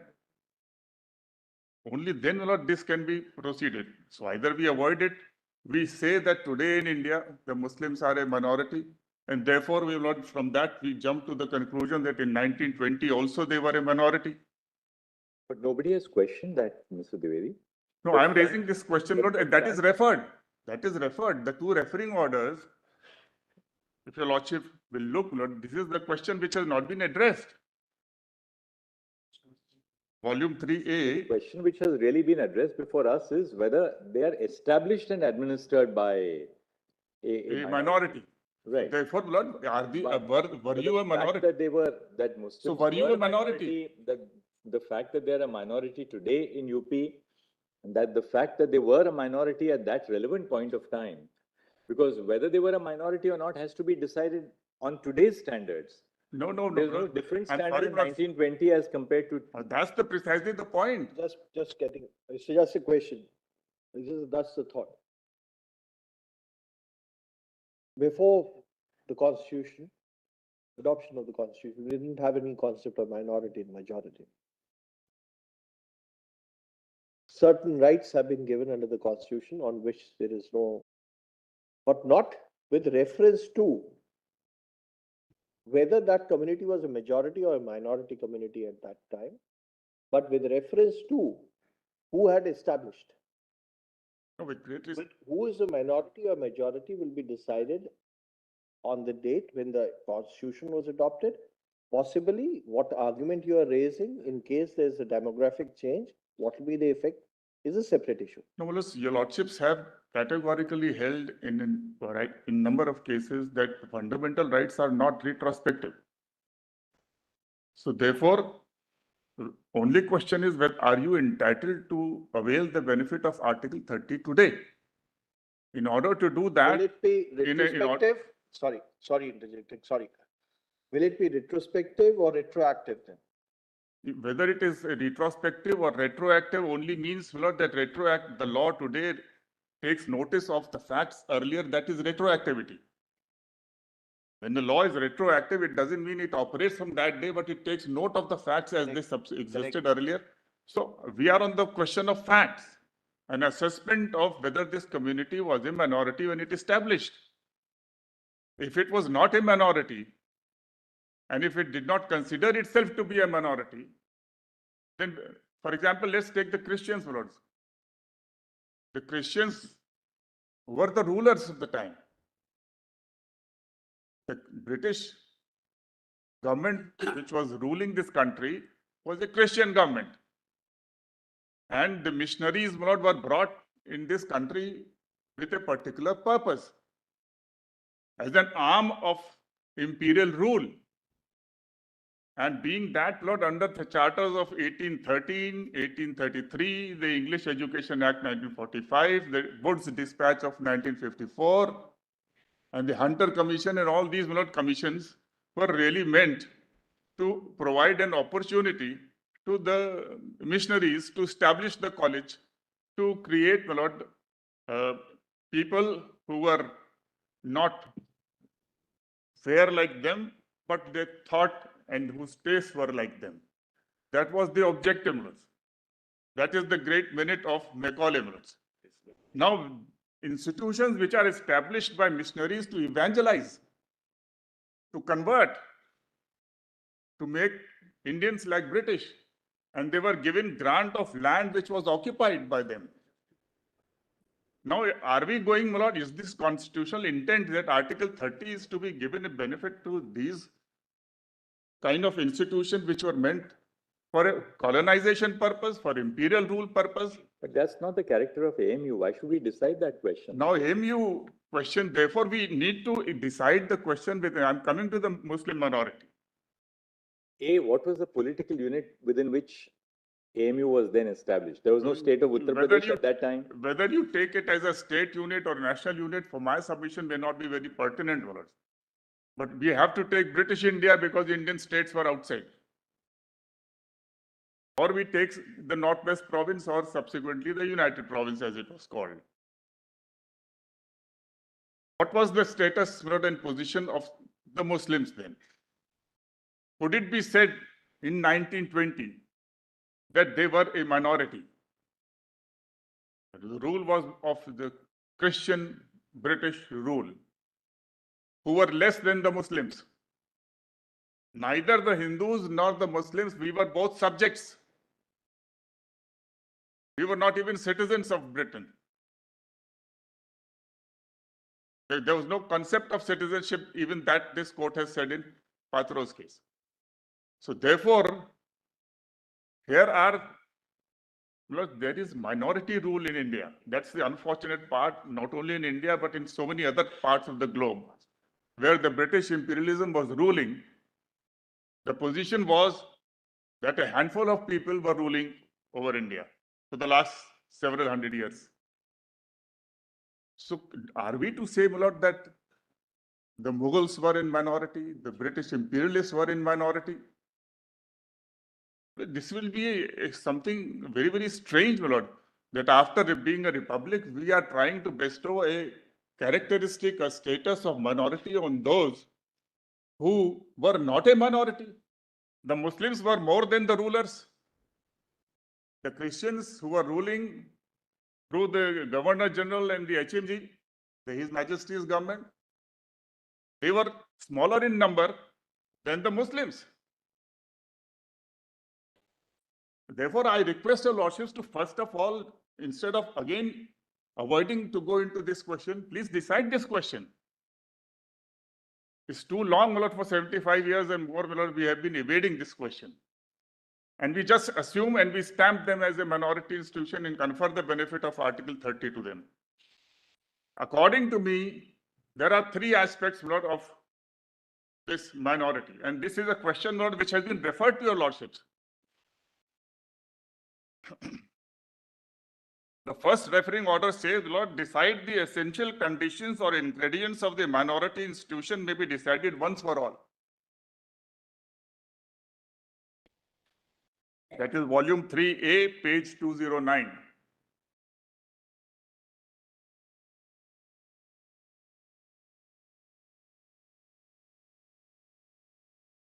In my additional written note, Lord, which is 2J, volume 2J, in first paragraph, I have extracted this portion. Volume 2J.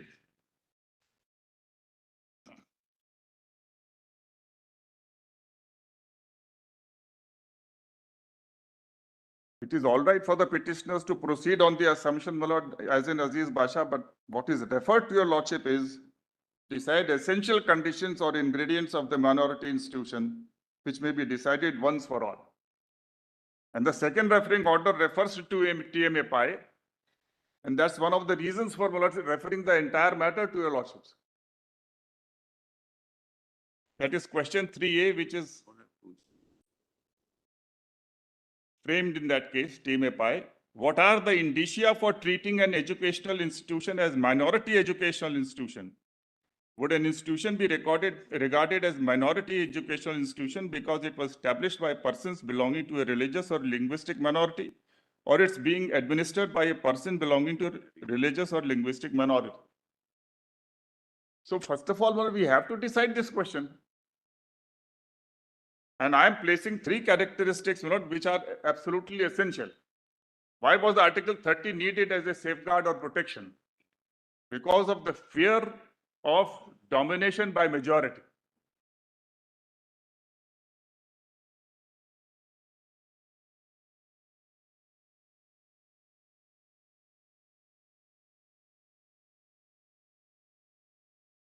So it's a protective, it's a safeguard.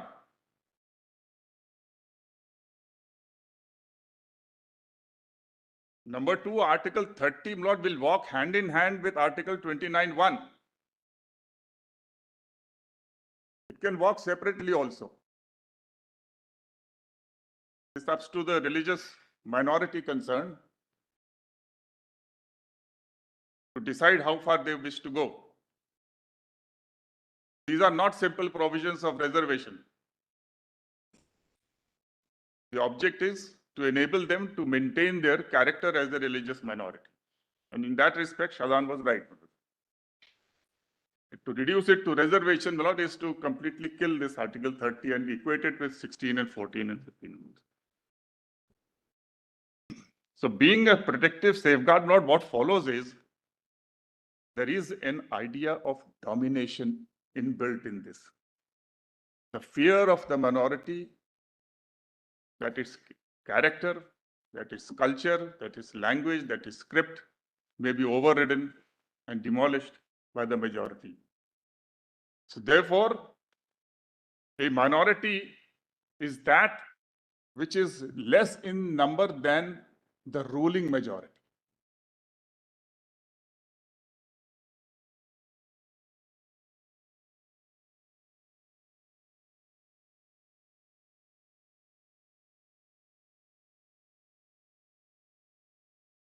How will you apply this test?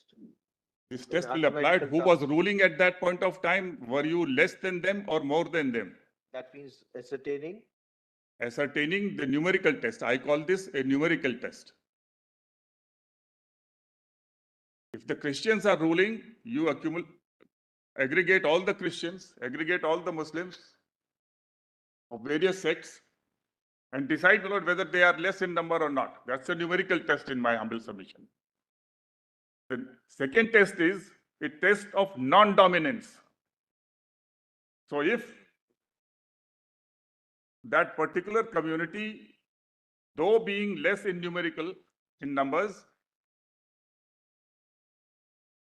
if it is a ruling power, then it cannot be a minority. Less in number and non-dominant. Because that's the correct idea underlying Article 30. If you are ruling, then you don't need a safeguard. You don't need to protect yourself. That's the qualitative test. And the third is that the community which is claiming that status should be considering itself to be a minority. The group which is founding the institution should be considering itself to be a minority. Repeat the third test, Mr. TAD. The third test is that the community which is claiming to have established the institution should be considering itself to be a minority. The founders should consider themselves to be a minority. Minority, yes. If they reject that claim and seek some other status,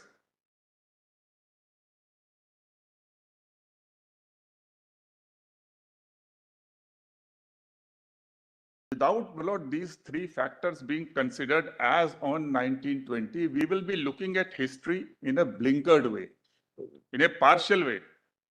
we, on that aspect, you see, the third aspect, leaving the third aspect slightly aside, when we refer to a statute being retroactive, we'll have to, and also take into account what is the object and purpose of the Article 30, which you have yourself articulated. We go back in point of time to find out who are the person who has established that institution. But the question whether they were in minority or not at that time may not be relevant. What will be relevant is whether on the date when the issue is being examined, whether they are minority or not. No, the issue is they have a right to establish.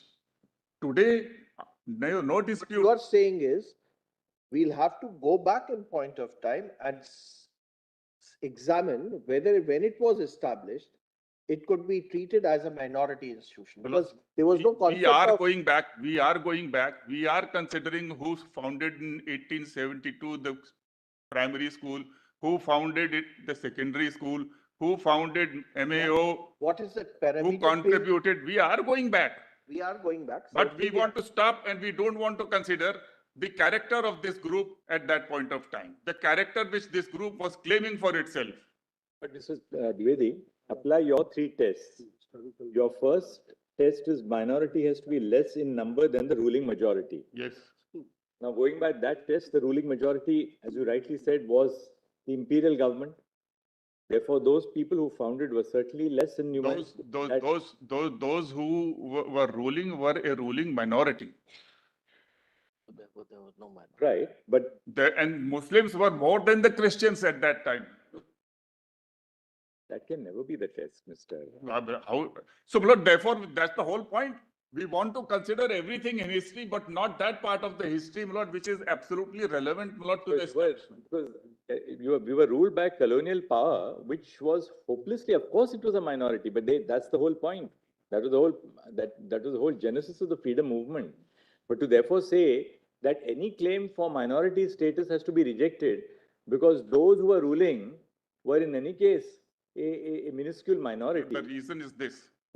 Can we now deny minority status because of the fact that, well, the rulers were in any case in a minority? The whole problem is arising because the Constitution has given a right to the present minorities, the Muslims, the Christians, and whoever else is, to establish and administer. This is a right which is given by the Constitution and operates ex post facto. But by judgment, Lord, we have tried to accommodate and extend it to a scenario which existed prior to the Constitution. So therefore, to see whether you are entitled to a constitutional right, you look at the status or position as on the birth of the Constitution. And even afterwards. Right, and thereafter. Now, according to you, you have to go all the way back at the point of the birth of the institution. So either we go or we don't go. If we don't have to... No, but if you do, the test cannot be the numerical majority in relation to the rulers at that time. Has to be, Manoj. Otherwise, if you are not a minority, otherwise, what are we doing? What are we doing? We are taking note of, we don't want to take note of the act.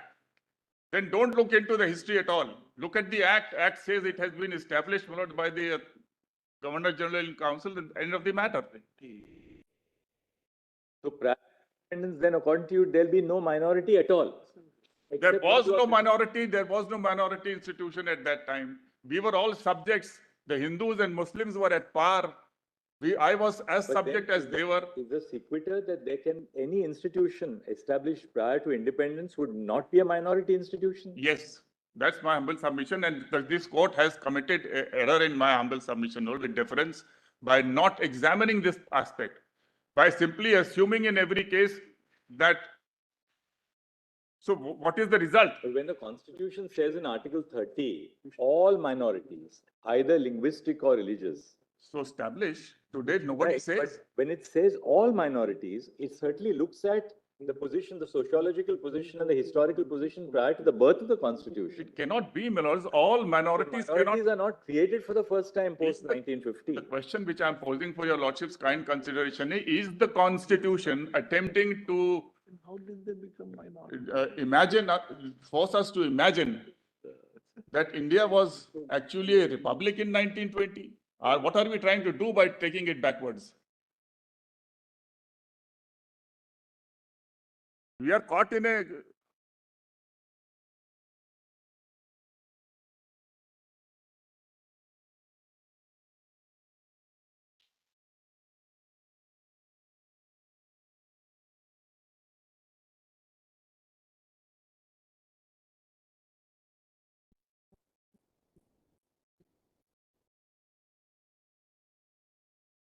Of course, it's all. How many judges? 9? 6 or 7, just tell you.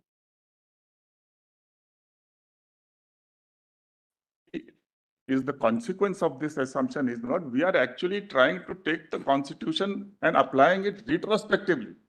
We may call it retroactive, or we are applying the principles of it backwards. No, we are actually giving. Not like that. We also have to understand the historical perspective of the constitution. Why did the constitution introduce certain safeguards? It was a safeguard intended to hold out an assurance to communities which were otherwise joining the mainstream of the constitution that you will be protected. One article of that protection was your right to establish and administer educational institutions of your choice. No problem, my lords. After 1950, nobody is contesting. I'm also not contesting that all these people who are now actually a minority, they are entitled to establish, and they are establishing. Nobody is preventing them from doing so. The problem is arising only when we are taking these principles back, my lords, and backwards, and not for a few years, but several decades. And then saying, because most of the colleges established by Christian missionaries are between 1850 and 1900. So we take it back 100 years and say that even though you established this institution as a ruler, as governing arm. There can be a number of arguments, counter arguments, etc. Why can't we have more institutions being established of equal status and character or equal excellence? There can be a number of arguments on either way. That will not. Real issue is did the Constitution in Article 30 say? The Constitution was certainly aware that there are minorities in India. There is some safeguard to be, in spite of the partition of India being on religious line, they said we will adopt and give certain safeguard to the minorities. That's a commitment of the Constitution. And on interpreting that, if we accept your argument is, all institutions which had come up prior to 1950 will no longer, there is no need to examine whether they are minority institution or not. That is correct. That's what I'm submitting with, and this is something which your lordships have not debated and considered and decided. Mullahs, in Kerala Education Bill, I'll just read, there is no reason why the benefit of Article 30, Sub-Article 1 should be limited only to educational institutions established after the commencement of the Constitution. The language employed in Article 30, Sub-Article 1 is wide enough to cover both pre-Constitution and post-Constitution institutions. 7 judges of this court. I have to revert it to 9. No, it doesn't matter. 7, 9, and 11. That's for lordships to decide. But the question, what is INRI, Kerala saying? Kerala is not saying, that they were considering a presidential reference. So supposing, before the Constitution, the Parsis have established. They are numerically small. They were a minority. They were less than the Christian ruling powers. They will be entitled. So it's not saying don't examine whether you were a minority then or not.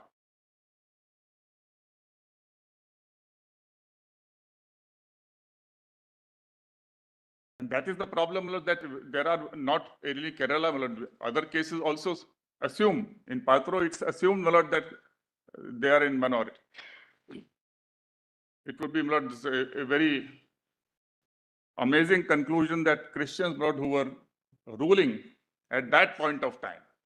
Today, yes, they are minority. But at that point of time, you ruled over us, you were evangelizing, your mission was that, and we are ready to stamp, give a stamp of minority and the benefit of Article 30 to them.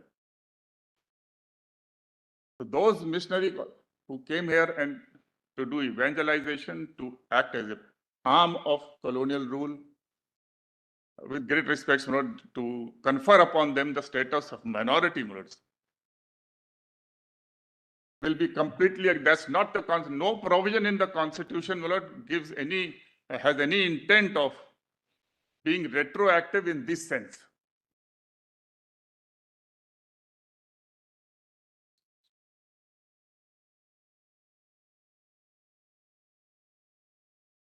They were the arrowheads of Western cultural imperialism in India. And we are saying that you are minority, you get the benefit of Article 30.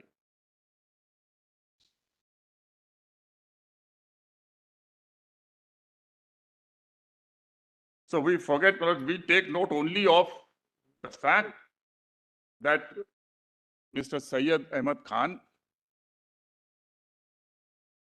was inspired. He wanted to attract Muslim youth to Western education. So he set up a primary school. And he set up the primary school in 1972, even 1872, even while being in the employment of the East India Company and thereafter under the British government. He retired from the British government service in 1878.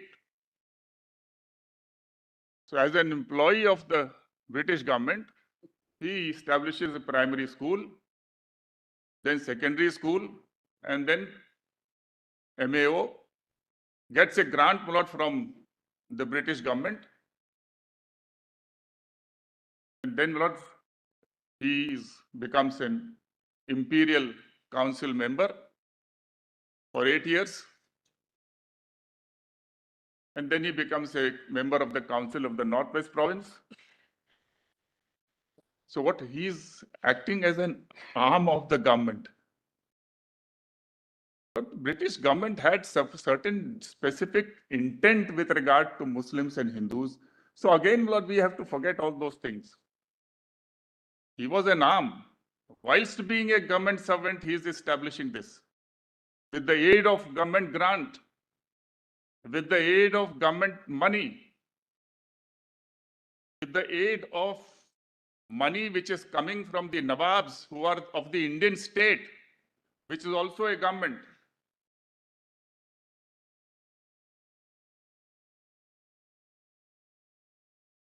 Where is the private community sprinkling maybe here in a small amount of collection? Everything was because of that. Viceroy Leighton will not come all over to inaugurate MAO merely because he was an employee of the government, a sub-judge at that time. And therefore, he comes there with their own objectives, imperialist objectives. These schools and colleges, the group headed by Mr. Syed Ahmad Khan by itself neither had the right to establish institution, nor they had the power to establish the institution, nor they had the capacity to establish it.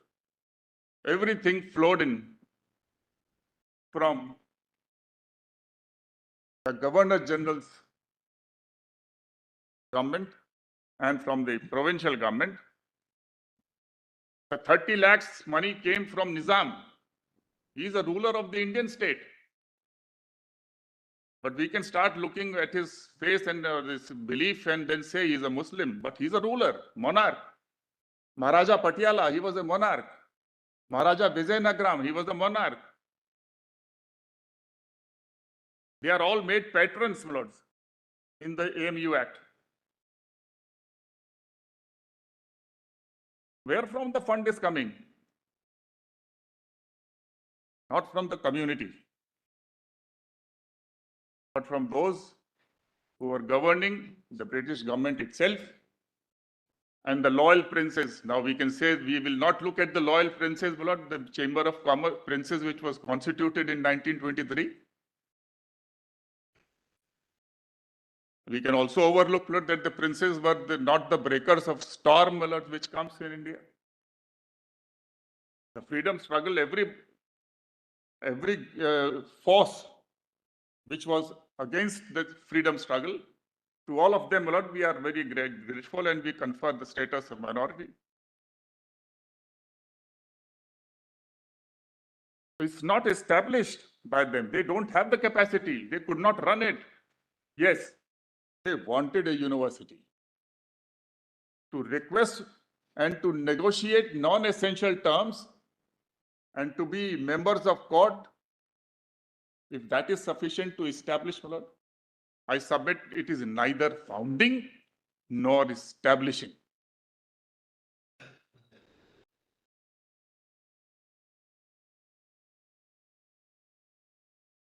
Now, what was the status, my lords, which Sayyid Ahmad Khan was seeking, my lords?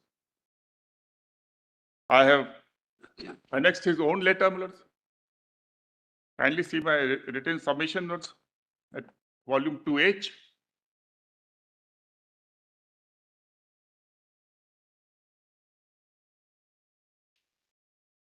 Page 18.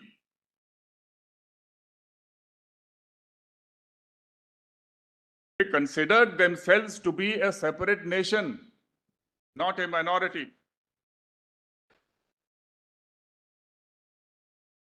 And he is the founding father of this. Kindly come to page 18, the footnote where the letters was, which is the speeches which he gave in 87, 88.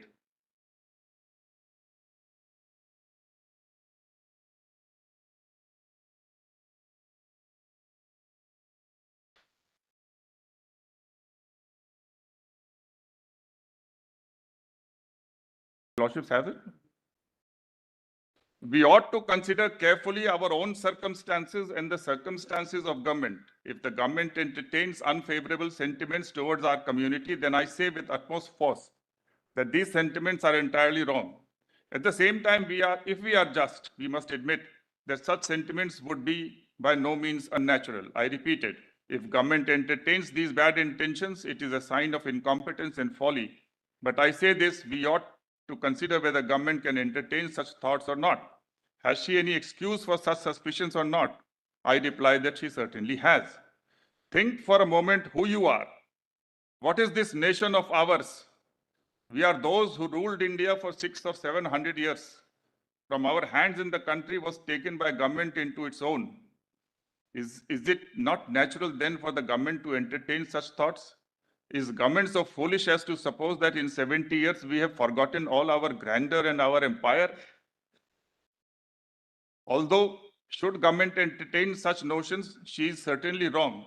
Yet we must remember, she has ample excuse. We do live on fish, nor we are afraid of using a knife and fork lest we should cut our fingers. Our nation is of the blood of those who made not only Arabia, but Asia and Europe to tremble. It is our nation which conquered with its sword the whole of India, although its people were all of one religion. I say again that if government entertains suspicions of us, it is wrong, but do her the justice and admit that there is reasonable ground for such suspicion. Can a wise ruler forget what the state of things was so short a time ago? He can never forget it. If then Mohammedans also join the monstrous and unreasonable schemes which are impossible of fulfillment and which are disastrous for the country and for our nation, what will be the result? If the government be wise and Lord Dufferin be a capable viceroy, then he will realize that a Mohammedan agitation is not the same as a Bengali agitation, and he will be bound to apply an adequate remedy. If I were viceroy and my nation took part in this affair, I would first of all drop down on them. In time, Lord Ripon, I happened to be a member of the council. Lord Ripon had a very good heart and kind disposition and a very qualification for a governor. But unfortunately, his hand was weak. His ideas were radical.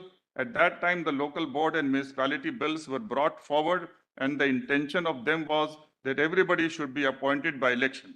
Gentlemen, I'm not a conservative, I'm a liberal. But to forget the prosperity of one's nation is not a sign of wisdom. The only person who was opposed to the system of election was myself. If I'm not bragging too much, I think, say that it was on account of my speech that Lord Ripon changed his opinion and made 1/3 of the members appointed and 2/3 elected. Now just consider the result of election. In no town are Hindus and Mohammedans equal. Can the Mohammedans suppress the Hindus and become the masters of our self-government? In Calcutta, an old bearded Mohammedan of noble family met me and said that a terrible one of whom calamity has befallen them. In his town, there were 18 elected members, not one of whom was a Mohammedan, all were Hindus. Now he wanted government to appoint some Mohammedan and he hoped government would appoint himself. This is the state of things in all cities. In Aligarh also, there are not special rule. It would be impossible for any Mohammedan except my friend so-and-so to be elected. And at last, he too would have to rely on being appointed by government. Then how can we walk along a road for which neither we nor the country is prepared? Kindly turn over leaf at the bottom. This is the second speech extract. No, the letters are annexed. After this long preface, I wish to explain what method my nation, rather whole country of this country, ought to pursue in political matters. I will treat in regular sequence of the political questions of India so that you may have full opportunity of giving your attention to them. The first of all is this: in whose hand shall the administration and the empire of India rest? Now suppose that all English and the whole English army were to leave India, taking with them all their cannon and their splendid weapons and everything. Then who would be rulers of India? It is possible that under these circumstances, two nations, the Mohammedans and the Hindus, could sit on the same throne and remain equal in power. Most certainly not. It is necessary that one of them should conquer the other and thrust it down. To hope that both could remain equal is to desire the impossible and the inconceivable. At the same time, you must remember that although the number of Mohammedan is less than that of Hindus, and although they contain a far fewer people who have received a high English education, yet they must not be thought insignificant or weak. Probably they would be by themselves enough to maintain their own position. But suppose they were not, then our Mussalman brothers, the Pathans, and come out as a swarm of locusts from the mountain valleys and make rivers of blood to flow from their frontier in the north to the extreme end of Bengal. This thing, who after the departure of English would be conquerors, would rest on the will of God. But until one nation had conquered the other and made it obedient, peace could not reign in the land. This conclusion is based on proof so absolute that no one can deny it. So therefore, my Lord, this is what they thought of themselves. The group, I'm limiting myself to the group which is said to be pioneering, my Lord, the establishment of institution. I'm not talking about the entirety of the Muslims. They were nationalists also. There were people who did not believe in the two-nation theory also. But here is the moving spirit who never thought that he is a minority.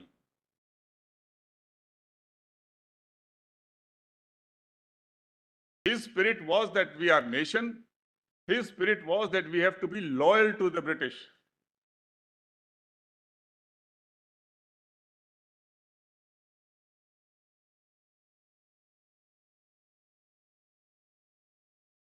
And even the British thought like that. They also said India is a multinational. So this concept of minority was not there.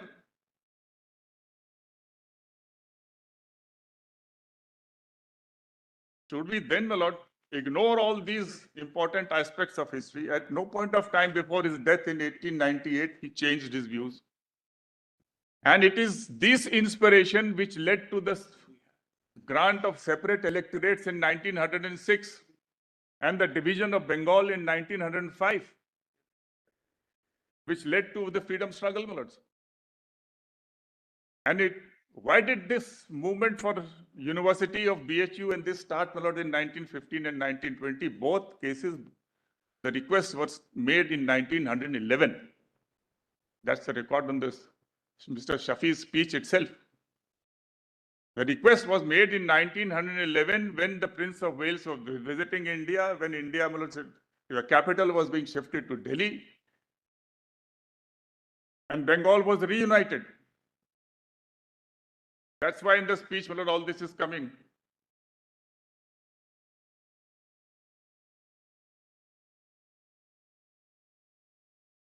The rise of and the renaissance of Bengal was behind this. So in 1911, it started. They made a request. There were negotiations begun. And at that time, BHU accepted the terms and conditions, the format, the scheme of administration, and therefore BHU Act was made in 1915. Now, they were resisting, not accepting. Ultimately, they fell in line. All that has been shown to your lordships. So the Governor General says, you accept the BHU pattern. That's the command.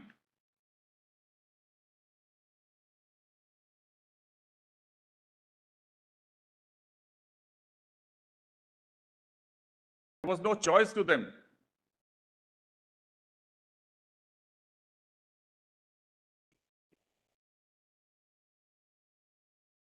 Because kindly bear in mind one thing, that the Governor General was the supreme power. He could do whatever it wanted. It is one thing to say that the university is established by the Muslims. It is another thing to say that the university was established by the Governor General in Council for the Muslims. There is a distinction between by and for. Even today, my lord, the government, the parliament can pass an act saying that for tribals, we are establishing a university. The tribals will be member of the court. So the fact that it is meant for tribals will not mean, my lord, that it has been established by tribals. The tribals may go from Jharkhand, my lord, and Chhattisgarh and the northeast, and they may request the government of India to give them a university. They are not getting enough educated students from their midst. And acceding to the request, the parliament passes an act saying that this will be a tribal university. So it's not established by tribals. Nothing prevents the Governor General Council to form a university, to establish a university, to found a university for a particular denomination, community, tribals, scheduled caste, whomsoever they wanted. They had absolute power. But what they do in this case, from MAO college to the university, is a change of status and level of education.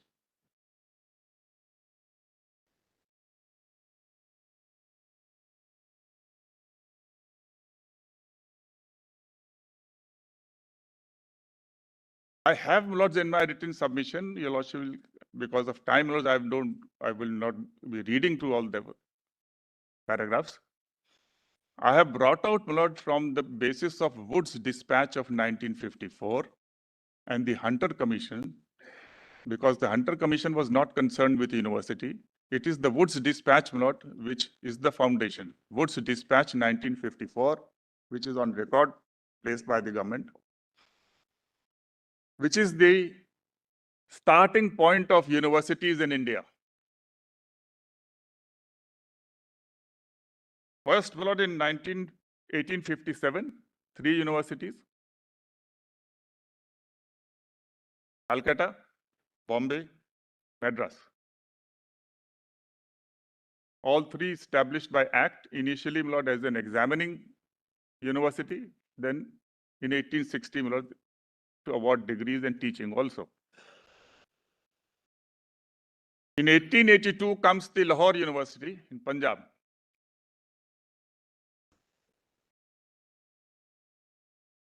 And in 1887,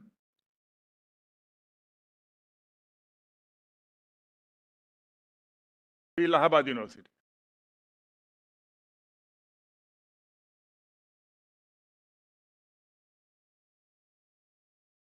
In 1904, after a commission's report, in 1902, my lord. In 1904, the Indian Universities Act was enacted,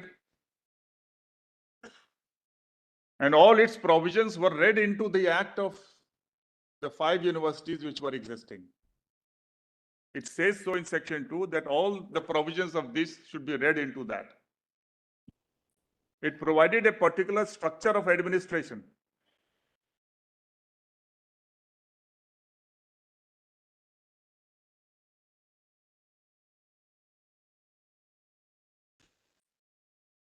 And the format was based on the London University.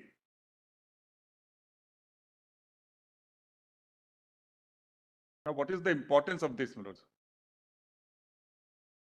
The importance is that whilst the British government allowed private persons to establish schools and colleges, it kept the power to establish a university to itself.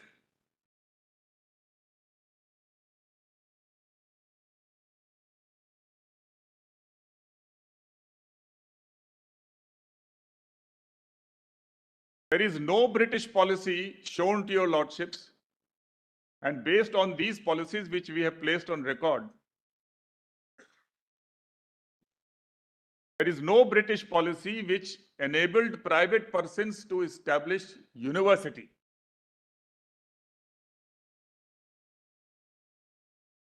That is the reason why the Hindus and Muslims had to make a request to the Governor General in Council, for they alone had the power.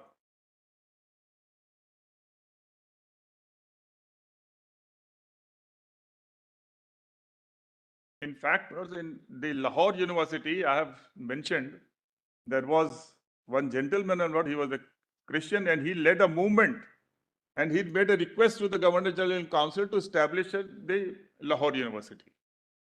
So the fact that somebody is behind the move, behind the request, or contributing some little thing, some existing property, that is not founding, that is not establishment. In my submission, founding and establishment are synonymous. It can't be founding that I have gone into the Governor General in Council. So you say you have not established, but you have found.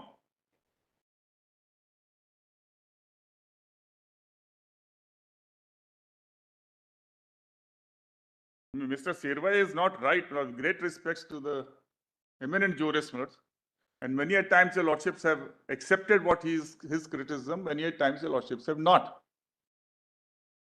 In the context of Article 30, founding and establishment was bringing into existence is one and the same thing. Founding is not making request. Founding is not going up to the Governor General and meeting some officials and negotiating something non-essential.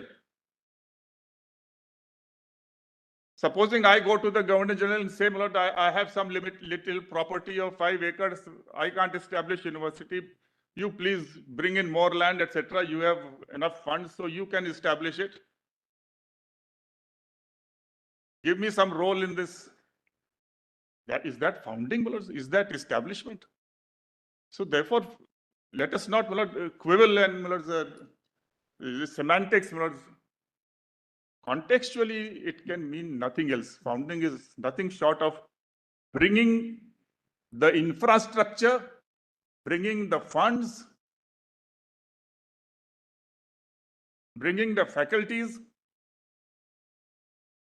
and constituting the framework, the most important, constituting the scheme and framework of the university's functioning.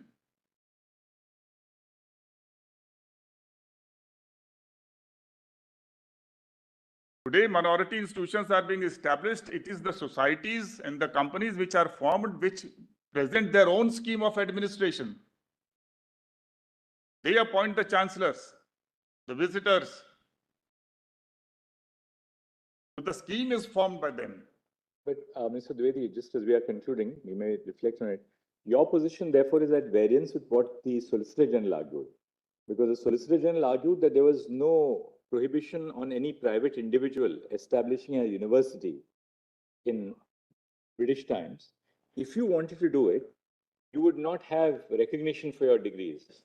Your position is that, look, there was no question of any private person establishing a university. It had to be done by or under an Just a little natural qualification. charter of the imperial power. Yes, just a little qualification that this is in the context of universities whose qualifications and degrees are recognized. Private universities, you can go and establish, your degrees will not be recognized. I'm limiting my submission to universities whose degrees are recognized, who are imparting Western education, Western science, liberal arts. If you are having a Sanskrit university of your own, private, that's a different thing. That we had from long back, Nalanda universities and all that. University is not a concept which is emerging for the first time, but that's what they wanted. Solicitor also said the same thing. He was referring to Vishwa Bharati and other Kashi Vidyapeeth and Jamia and so on. So that's there you don't require the Governor General. And there was no law which said that you can't use the word university, like today. But if you wanted to have a university whose degrees are recognized, then only Governor General could do it. There was no policy. University as a subject was expressly excluded from the Hunter Commission. Kindly advert to the recommendations of the Hunter Commission, it was excluded.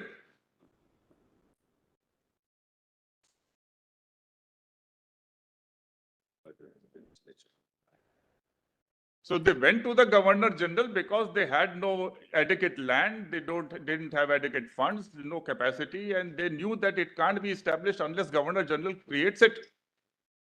Come back after lunch.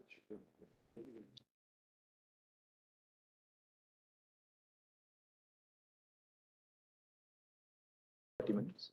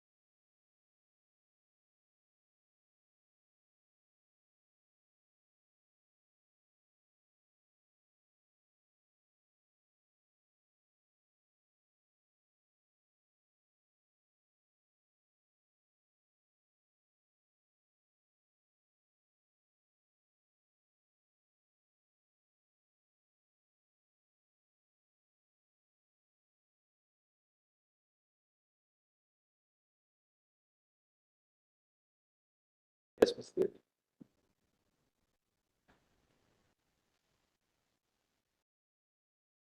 Before I proceed, Lord, I'll request your lordships to have volume 2J.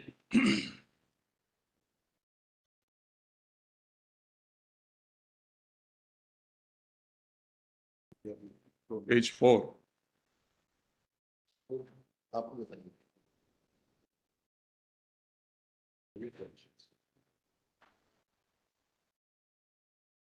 And kindly note these, Lord, the definitions of minority, which is from the United Nations General Assembly. Para 10, 11, 12, 13.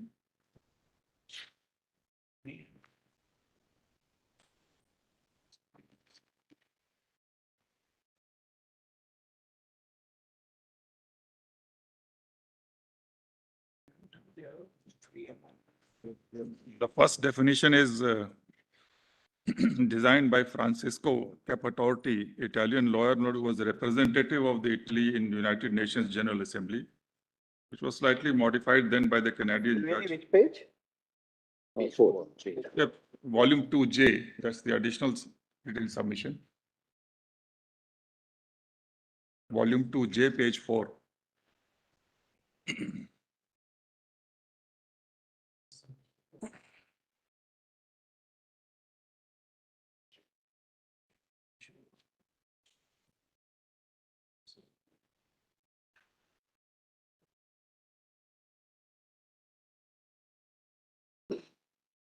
And in para 12, those definitions find resonance in United Nations Commission for Religious and Linguistic Minorities.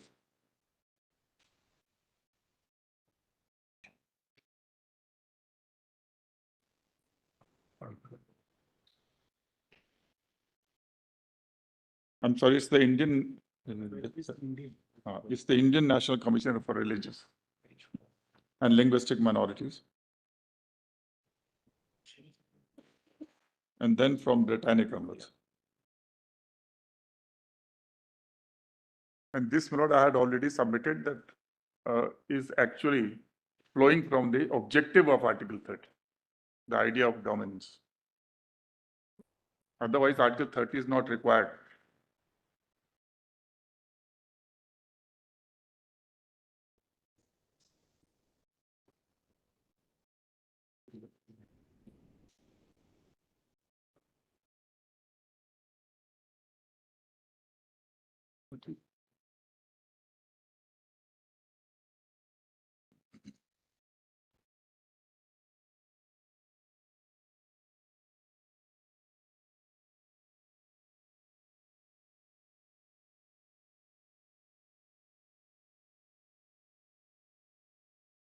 And also note at page 9, para 24.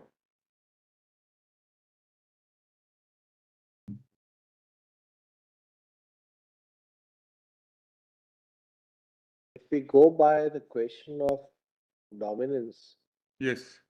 may have some repercussions, even may have a lot of repercussions otherwise. But otherwise. it matters not what repercussion it has. The question is to define. This court has been avoiding definition. So let's define it appropriately, then everything, in every case, it can be applied. Otherwise,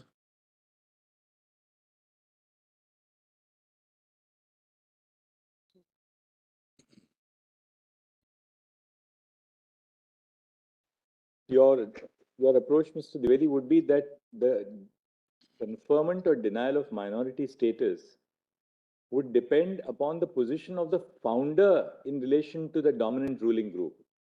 Not the position of that minority in relation to the ruling group, but that the founder, for instance, in this case, it may be well conceivable that the Muslims were in fact in a minority, I mean, in the constitutional sense, I'm just using it as a tag. But you are saying that because Sir Syed Ahmad Khan, he became a sub-judge, he was employed in the British East that's India a separate Company. argument. Therefore, That's a, his relationship with the government was not, he didn't consider himself to be a minority. No, that's a separate argument. That's the third level. So it has to be the position of that group. It's a group right. It can't be in relation to the position of the individual, the rest or. I'm sorry, Manoj. I said there are three aspects of minority. One was numerical test. The second was the dominance test. The third is, did you consider yourself to it? So that part of the submission pertains to the third limb. But not the the dominance second. also, dominance would pertain, even if applying your standard, to the entirety of the community. It can't be the dominance in relation to the founder. That because the founder was kowtowing to the then powers that be, either in pre or post independence India, therefore that With utmost deference, my lord, minority is a political concept.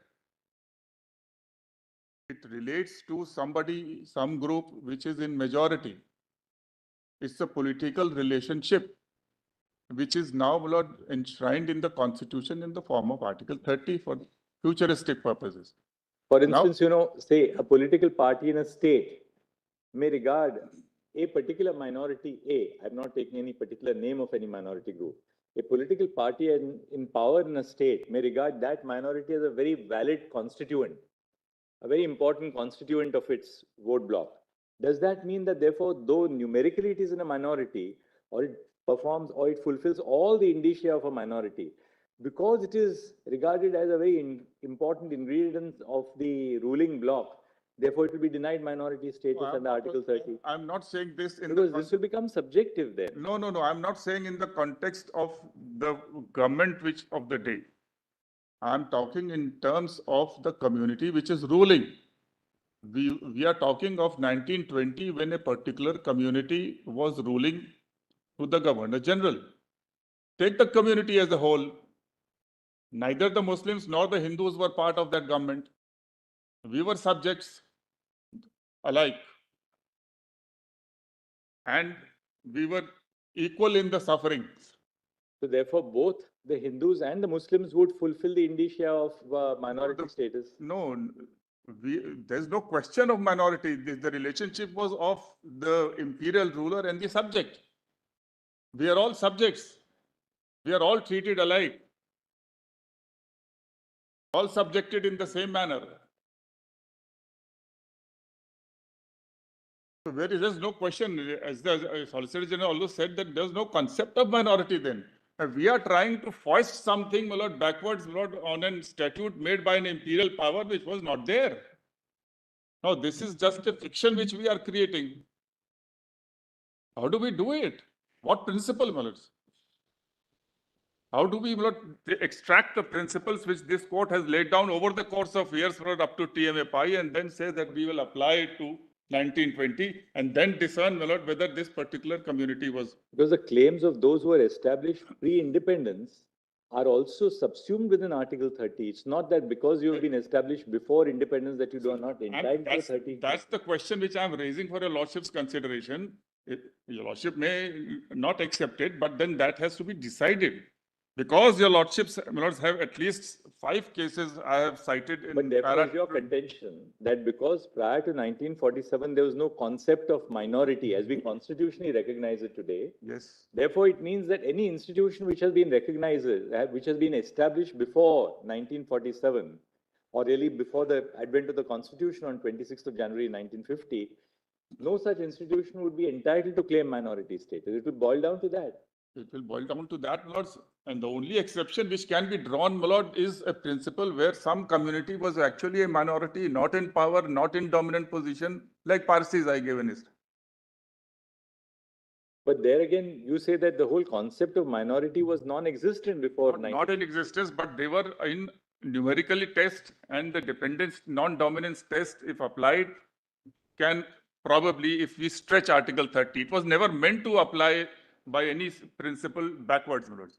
Just see, there are 5 cases in para 9, para 24, page 9 of the same submission. Really, there may be some difficulty also because these definitions which you are reading of Western philosophers, etc., or West UN, etc., are made in a slightly different context. Whereas when we are referring to Article 29 and 30, we are referring to certain things which are provided in the Constitution. What is in the Constitution itself? Because let's take the example, say the South Africa. The majority community, in fact, was not dominant. There are numerous examples in Now, it's also possible, therefore, if that is, if we go into all that, they can be also, they will be difficult. So when they're dealing with that, because here in India, we have given protection to various groups also. Ones which are marginalized, socially marginalized, we have been given protected. There are certain benefits also. Positive affirmation is also there. That's all right. It doesn't impact that much. So therefore, Reservations when we are are not referring impacted. to, when we are referring to 30, should we apply these definitions over here? No, this definition is applicable independently. I had made a submission that the object of Article 30 is safeguard, protection. No, that's a separate From argument. that flows dominance. So this definition is apt. It is in sync with what I have submitted respectfully, Vinod. That you are numerically less and non-dominant. The problem which your lordships are posing, Then also dominance can keep on varying from time to time. no, we are discussing, we are based on a Let's constituent. if we talk about political dominance, it can vary from time to time. No, now we have a constitution, a republican constitution. Now Article 30 is in the constitution. So we have to proceed with the constitution as from 26 January 1950 onwards. How do you? And dominance is also a function of socio-economic advancement. What if there's a community which does not have the benefit of education, as the Muslims were at that time? Community which was not highly advanced socially, economically, educationally. These tags of minority status. From the angle of Western education, everybody was in minority. If this test is applied, nobody had, it all started in 1957. Universities, there were hardly 5. So we were all, my lord, in the same position. It's not that the Hindus, my lord, had Western education and the Muslims did not have. So that may indicate that the constitution as framed did not mean to apply this test of dominance, because otherwise even Hindus were a minority in that. Constitution has to, my lord, constitution you may not apply or apply, my lord. The point is, how do you apply any principle of Article 30 backwards 30 years ago and even 100 years ago? What are we doing? Well, in 1950, all missionary colleges, which is called, my lord, college period for the missionaries, 1850 to 1900. So what are we doing, Lord? How far we are going back and taking these principles and judging, Lord, their status and giving them, Lord, the imprimatur of 30? Now, if the college is doing good, Lord, why will Parliament or any legislature, Lord, do something which takes away anything from that college? We have to trust the Parliament in that respect. Why extend 30 is the point. All right, I'll ask you another question. What was that? What change took place on 26th of January 1950 that the Muslims, which according to you would not have minority status before 1950, suddenly acquired that minority status post 1950? What was the big change which took place? The big change happened was that after, my lord, whatever I had mentioned earlier, the separate electorates, weighted reservations, and this theory of separate nation. 1930, Allama Iqbal repeats in the Agra session of Muslim League. And from 35 to 47, entire Aligarh Muslim University, my lord, barring some exceptional individuals, was pioneering the Pakistan movement. Mr. Sibal, perhaps, or Mr. What happened on 26th of January 1950, which then elevates by that time, India stood divided. And therefore, whoever... But in relation to your threefold test, what is the change which takes place on 26th January 1950? Change happened that those who were left behind, who had been beguiled into that theory of Pakistan, they were dependent upon a rule of the majority under the Constitution of India, which is likely to be most often of elements from Hindu community. But presumably, even so therefore, Lord, they needed, But presumably, even after post-independence, the Constitution assured an equal citizenship to everyone, whether you are a Hindu, Muslim, Jew, Christian, Zoroastrian. Those who were resident. We at a constitution level, we assured an equal citizenship to everyone. That's right. right? In which case, how can anyone then claim that I have a minority status? Because this is of what the 30. Constitution assures me. Because of 30. But for 30, nobody could. But that begs the question, because what does 30 recognize in terms of a minority? 30 recognizes only this, that you are a group of people who have got subscribed to a different religion, you have a different culture, you subscribe to a different script and language, Urdu, and therefore that needs protection. But these are sociological features. These are sociological features. And those sociological features existed even prior to 1950. But it makes no difference whether it existed or did not exist. Before the British came, they were the rulers. It was a question of alliance and loyalty between two rulers of the past. So even if you go back, how many years will we go back? And say, even if 200 years back some school was set up, so minority rulers. The rulers are establishing for dominance over this country, for imperial rules, for exploiting this country, for destroying this country. And whatever constructions were done by them was for their advantage. Incidentally, it flowed to the others. They thought we will produce brown sahibs, but our intellect was such that we produced a renaissance in Bengal and it flowed all over the country.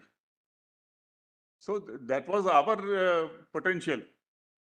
But their objective was that.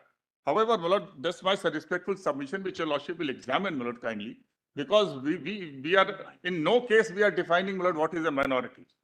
If you don't accept that definition or the definition which I am placing for consideration, there has to be some definition. If you apply see another angle, if you simply apply the numerical test, what happens? Let's take Kerala, Now, nobody is in majority. Let's assume, that there are Hindus, Muslims, and Christians, and each of them are at 33% or 35%, 30%. So how do you apply, decide who is minority? So please define. These cases will come. And the reference requires decision. Now, nobody is in majority in there. It has to be some combination. Christians, Muslim, Hindu, Muslims or Hindu, Christians somewhere. I mean, this electoral politics will play out in its own way. But how will you decide? If you have simply a numerical test, then how do you decide Kerala? Nobody is in above 50%. Nobody is a majority. So we need a definition. And now, it's high time 2024, if we still don't decide the definition of minority, which the framers did not decide. So we need a definition. And we had the best test is objective test. Why was 30 needed? It's a safeguard and a protection. And the next question will be from whom? From the ruling majority. The fear, what was that fear? The whole argument for creating Pakistan was the fear of Hindu domination. We want a separate homeland. So the fear of Hindu domination, which was there, and it lingered. Kindly see what Sayyid Ahmad Khan says, we have not forgotten and we will not forget. They did not forget in 47 also. Gandhi ji pleaded with Jinnah, tell me maximum safeguards, whatever safeguard you want, I am ready to give. Agree to that. He said, we don't want safeguards because safeguards give us a tag of minority. Whereas if you agree that we are a separate nation, then that idea of minority transmutes itself and we become co-sharers. That's why, in the cabinet mission, they were giving parity at the top, central level. They did not enter the Constituent Assembly, which started on 9th December 1946, because we had declared it will be a republic, democratic republic. Votes will be there. He said, vote doesn't help me. I have got one vote, Brother Gandhi has 3 votes. So we will never be protected. No safeguard works. So when Pakistan was finally created, then this question was that, all right, this is the safeguard. Article 30. So your fear of dominance of Hindus, this is meant to protect that. So that's the objective, Lord, and I would request, Lord, that we can't look at history, Lord. We must look at our history wholesomely. It's not a deprecation, Lord. I'm not against Muslims, and all the Muslims in India today have hardly anything to do, Lord, what happened before 1947. So we are all bound by fraternity, otherwise also. So no ill feeling at all. But we must look at the history, and the greater problem arises when we don't look at the history squarely on the face. We want to avoid looking at it, and we ultimately create something which creates more problems. After all, Justice Vanchu and all the learned judges in Aziz Basha are witnesses to what was happening all through the two world wars. Justice Vanchu became an ISCS officer in 1926. So he's the witness of all that. Salmon Commission and everything, Lord, he knows what was. That's why is he assuming? He doesn't want to go into that question and decides on this established. Because if you go into this, whether Muslims are minority or not, at that time, there are complications. So why go into it? Decide on this basis. And this judgment has operated for a long time. The whole scenario has changed, to which I'll come advert to later on. For the time being, kindly just note, my lord, these judgments which I mentioned in para 24 of page 9 of the same book, which say that fundamental rights cannot be applied retrospectively. If they cannot be applied retrospectively, then the principles underlying those fundamental rights cannot be applied retrospectively. We can't judge. Which page were you saying, Mr.? Para 24, page 9, this volume 2J. Yes. The learned solicitor has also, my lord, and is adverted to this.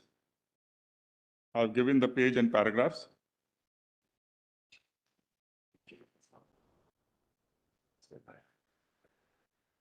Some of the cases he has elaborated in his written submissions. I'm not reading these cases. It's well settled.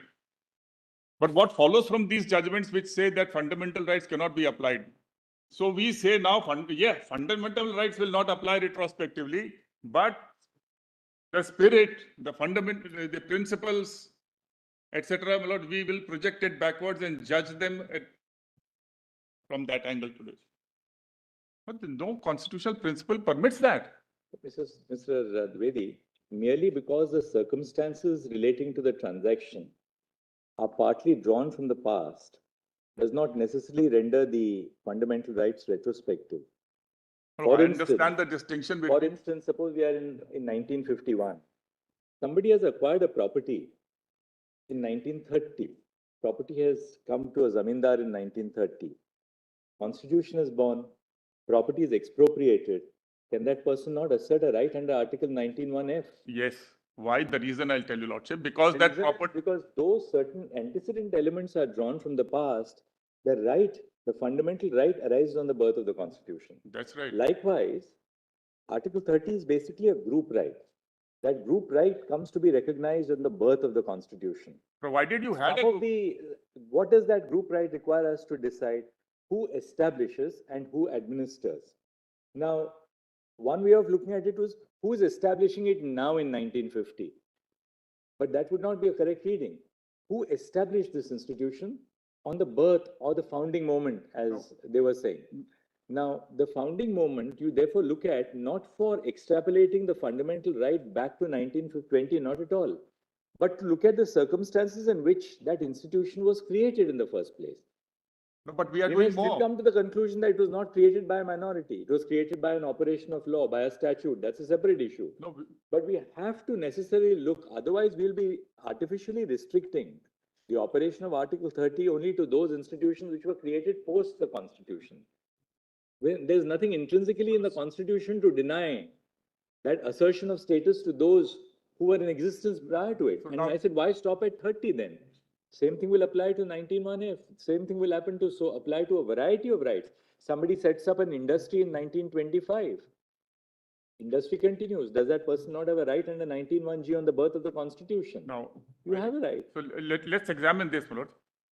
Supposing somebody sets up an industry before the Constitution. He had a right to do it.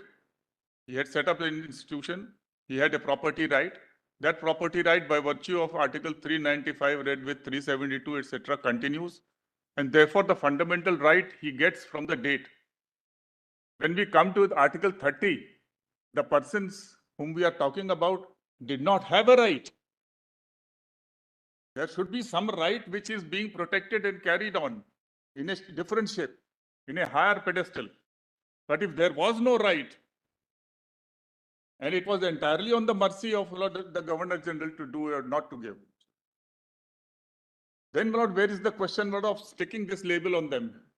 There was no concept of minority, there was no right of minorities, there was no duties of minorities, no provision. Nobody, and they did not claim that they are minority. Yet, my lord, we are trying to project 30, my lord. So the two examples, my lord, with greatest respect, my lord, rather redound in my favor of my submission. Where you had a right, certainly it will continue and it can be elevated also. But if you had no right, and there was no concept of minority, and you never considered yourself to be minority, rather you rejected it. When it was told to you that you are minority, said no.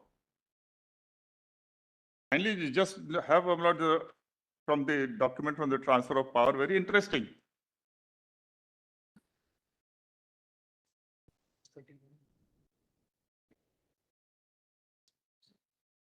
Page.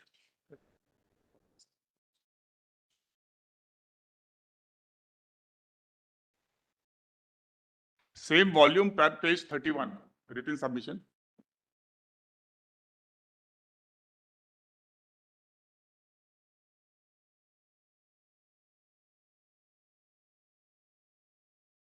Para 8 at the bottom.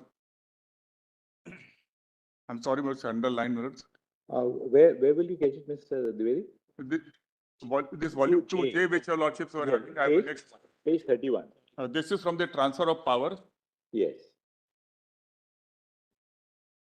Page 31, para 8. I was therefore led to ask myself, what is this element in Muslim thought which finds expression in Pakistan? It derives, it seemed to me, from a revolt against the allied concepts of minority and safeguards. Experience under the Congress governments may have been the immediate stimulus, but the real motive goes deeper. Nor does it lie in the recognition that safeguards depend for their efficacy upon the presence of a third power to enforce them, a power which will disappear from the Indian scene with the coming of the dominion status. This is something happening relates to 1942. It lies more profoundly, though perhaps less consciously, in the knowledge that safeguards are designed to improve, but cannot radically alter the position of a minority which remains a minority. A Cinderella with trade union rights and a radio in the kitchen, but still below stairs. It is against this whole combination of ideas that Muslim mind rebels. The two-nation theory, which transmutes the ideology of minorities, is thus more fundamental to their present thought than the Pakistan theory, which transmutes the ideology of safeguards. From this new outlook of Muslims, there will obviously be no retreat. My conversations have therefore indicated that it is misleading to approach the general Muslim problem in terms of the same phraseology as we use about the interest of minorities like the Europeans, depressed classes, and so on. Some new terminology is needed to keep our consideration of this problem on the right lines. Terminology which recognizes the problem is one of sharing of power rather than qualifying the terms on which power is exercised by a majority.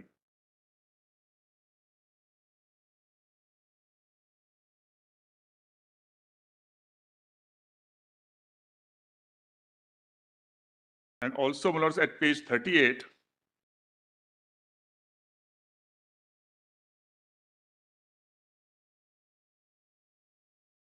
so both the Muslims and the ruling power of the time considered them to be a nation.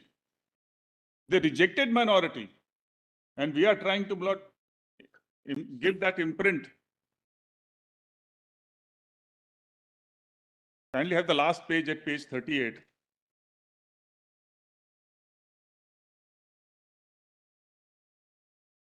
The third line.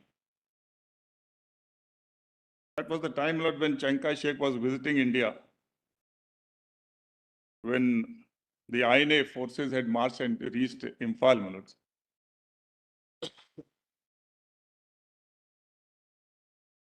Third line, India is not one national state. It's two major nations being Hindus and Muslims, and 1/3 of India is under the princes.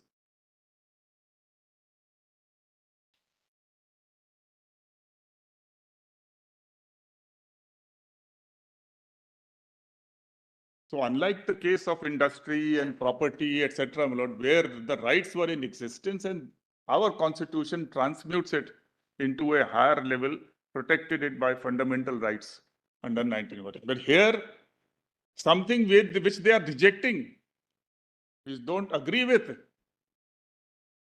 we are then by 30, my lord.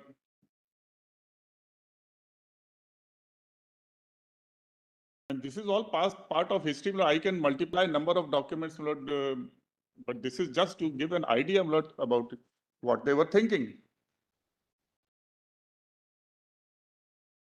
And the person who is said to be the founder, his ideas, Lord, of separate nation continued to grip AMU. That is why, Lord, what was told to your Lordship that when the President, or at that time Vice Chancellor Zakir Hussain, Lord, visited, he said that the future will depend upon how Aligarh looks to India.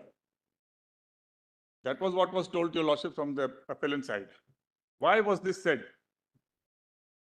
Because Aligarh was with Pakistan movement.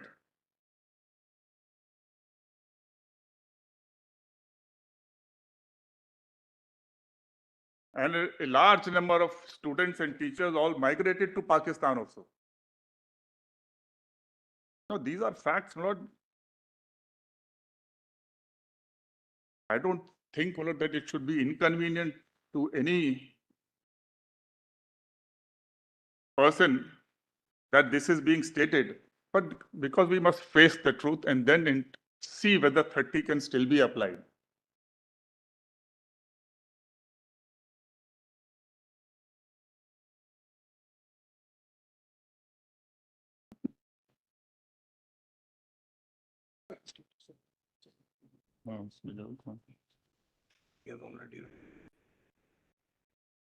Yes, Mr. Now, Director. kindly have the main volume, Melodies, of my submission to H. Before wait. Page 8. For a Lordship's convenience, I will not read all of this, Melodies, but this is from the Woods Dispatch.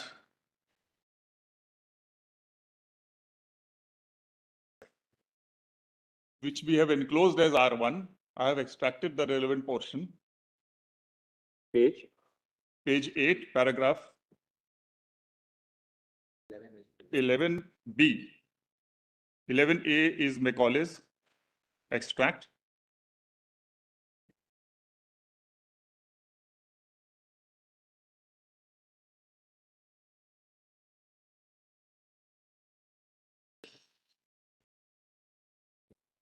That minutes of Macaulay is also enclosed as R6.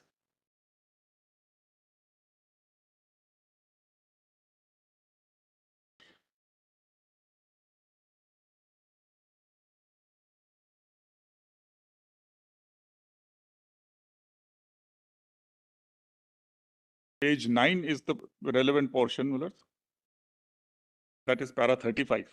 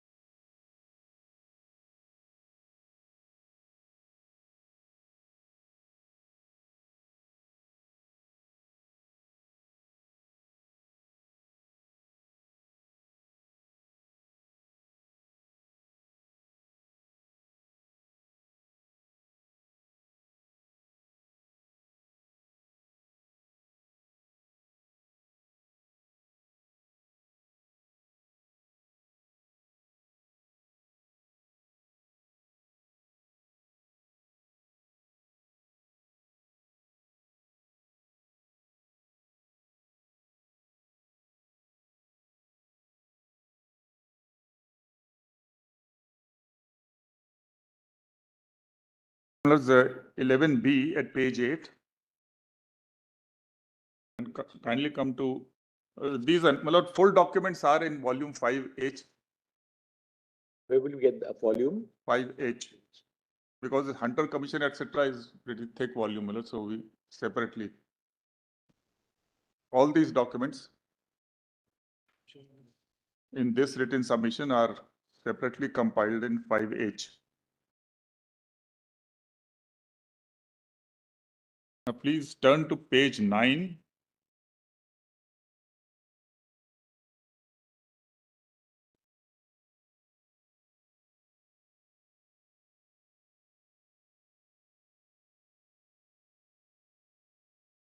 Para 35 from that document, Wood's dispatch. We shall be ready to sanction the creation of an university at Madras or in any other part of India where a sufficient number of institutions exist from which properly qualified candidates for degrees could be supplied. It being, in our opinion, advisable that the great centers of European government and civilization in India should possess universities similar in character to those which will now be founded. As soon as the extension of a liberal education shows that their establishment would be of advantage to the native communities. Now, both the words founded and establishment are simultaneously being used, and the objectives are similar. Now, please turn to page 11. D. So, para D. Between 1857 and 1882, no other university had been established. The Hunter Commission was appointed by resolution of Government of India dated 3rd of February 1882 to review the progress of English education made in India. Specific instructions were given to the Commission with respect to primary education, secondary education, and colleges to examine further involvement of private efforts under the grant in aid system. That is Hunter Commission report, para 10, page 626. It is noted in the report of the Commission that after the disappearance of British East India Company, the principles of dispatch of 1854 had been confirmed by the Secretary of State in the dispatch of 1859. In para 46 of the report related to the Indian universities, the same is quoted below. Now see at page 12, the last bold lines of this sub-para D. This is regarding Lahore. Dr. Leitner was a very prominent place. It is mainly an examining body, but exercises variety of functions for the promotion of literature and education. Its distinguishing features are that it owns its origin to other than state efforts, and that is designed to give special encouragement to Oriental study. So somebody or the other obviously will goes and requests that now we need in the northwest frontier provinces, we need a university. There's no university. So merely because somebody is requesting, contributing some little thing,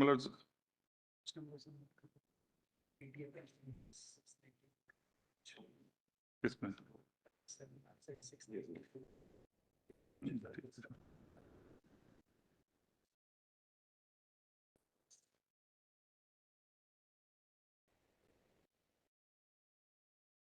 Therefore, Lords, at that time, there was no policy. That's what I had submitted, and these documents show that up to the level of college, private efforts, grant in aid, otherwise there was no policy. Now with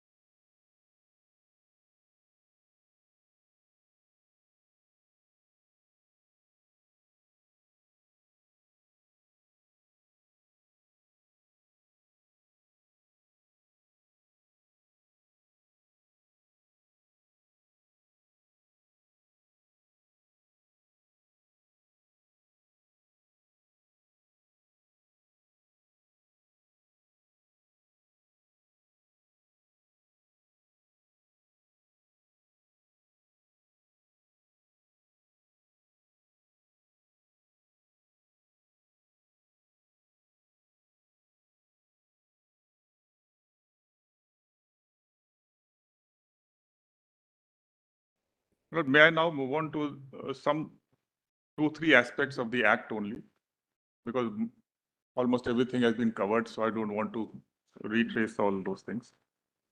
If your Lordship has Volume 4C,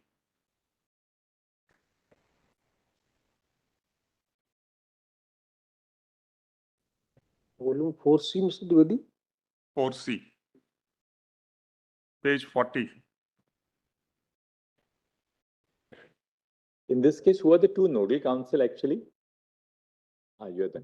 If you can just overnight, maybe give us a master index, like, we had in Article 370, with, act to be found in this. The documents, you can give us a master index, then the judgments. So Basha, other judgments, which are the volumes. So it becomes easier when you are dictating in the end, or even to read it before the, as we go along.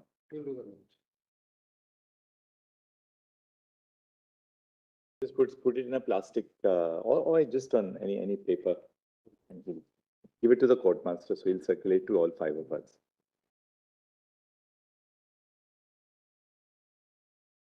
And Yes. page 40, at the bottom,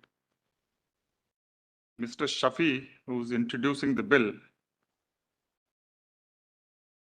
he is a member of the council, executive council.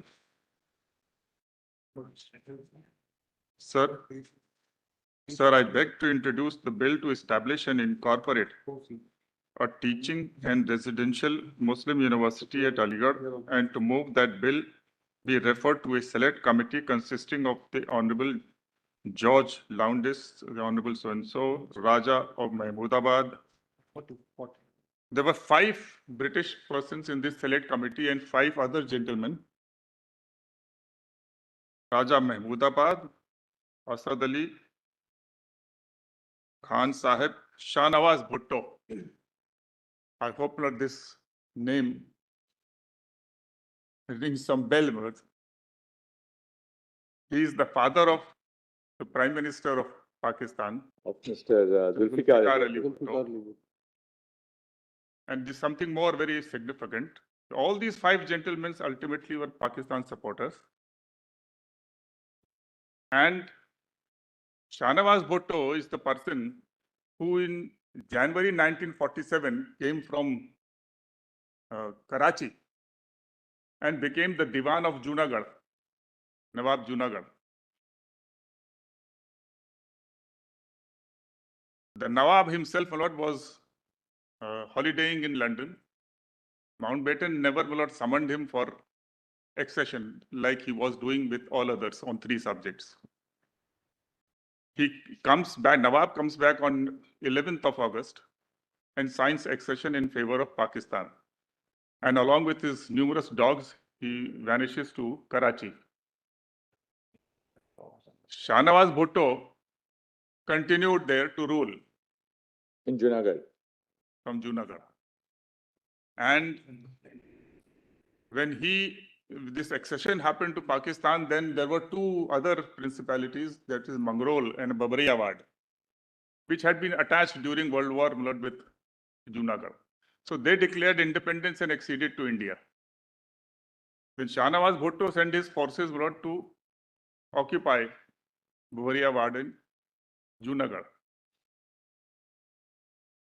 Then, cutting the other part of the story short, what happens is that Indian forces are sent, which take back and surround Junagadh. It is then that Shahnawaz Bhutto, through the sea route, vanishes to Karachi, and the Junagadh was regained. So these are all forces, all these 5 gentlemen went there. In the negotiating team, M.A. Jinnah was also involved, which was negotiating the bill. And he was one of the persons who said that now, since it's it's all India importance university, therefore, instead of Lieutenant Governor of Northwest Province, it will be befitting to have the Governor General as Lord Rector. So this is one aspect which I wanted to point out to your lordships, that the British, in the scenario of Rowlatt Act 1919 and Khilafat movement, the discovery of oil in the Middle East and obtaining of the mandate in Palestine by the British imperialists, all these circumstances, certain things were being done by the HMG and the Governor General, which is known to everybody. Drive a wedge.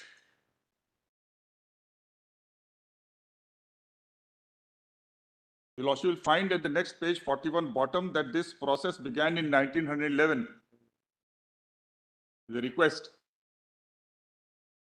And it was granted only when they agreed to BHU in 1919.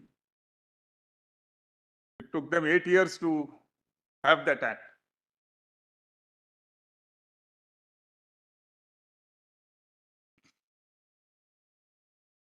This is one aspect, my lords. The second aspect is, my lord, what is the significance of this office of Lord Rector? None of the universities which were created, established by the Governor General in Council, had this office of Lord Rector. We were told by the appellant's side, my lord, that all universities have got visitors. So what is so great about it? There are visitors, there are chancellors, vice chancellors, there's some supervision, some regulation. So now I'm trying to, my lord, make an effort to apply these principles of 30 backwards and see what's the consequence. Can we say that it was established by the minority?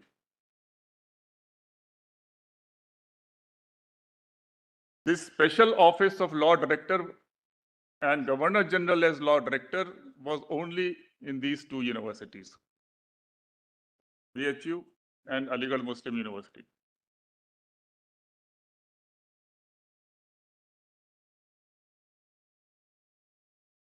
The second feature is that unlike the visitors, even in the acts passed subsequent to the independence under the Constitution of India, the visitors have a very limited power of supervising, causing an inspection to happen and giving a show cause, giving some advice and directions. Nothing else. No visitor in no university, public or private, has got a power to make, approve, amend, modify statutes, ordinances.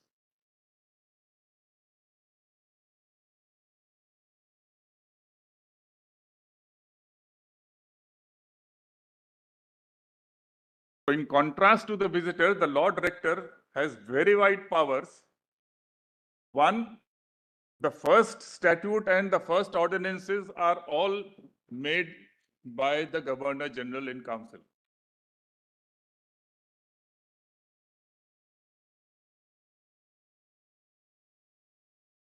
And no amendment can be enforced merely at the will of the court or the visitor's body, visiting board.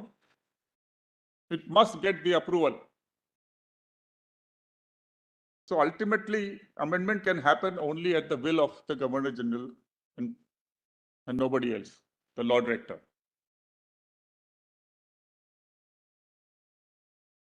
The statutes, the third, my lord, the statutes and the ordinances are the life and soul of a university. All universities function in accordance with that.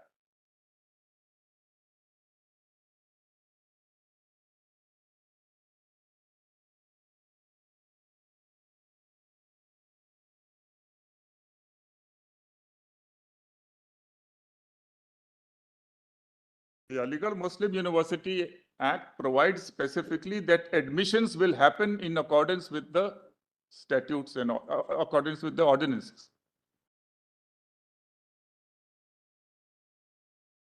All policies in accordance with statute and ordinances. The court meets once in a year. Where is the control in the court?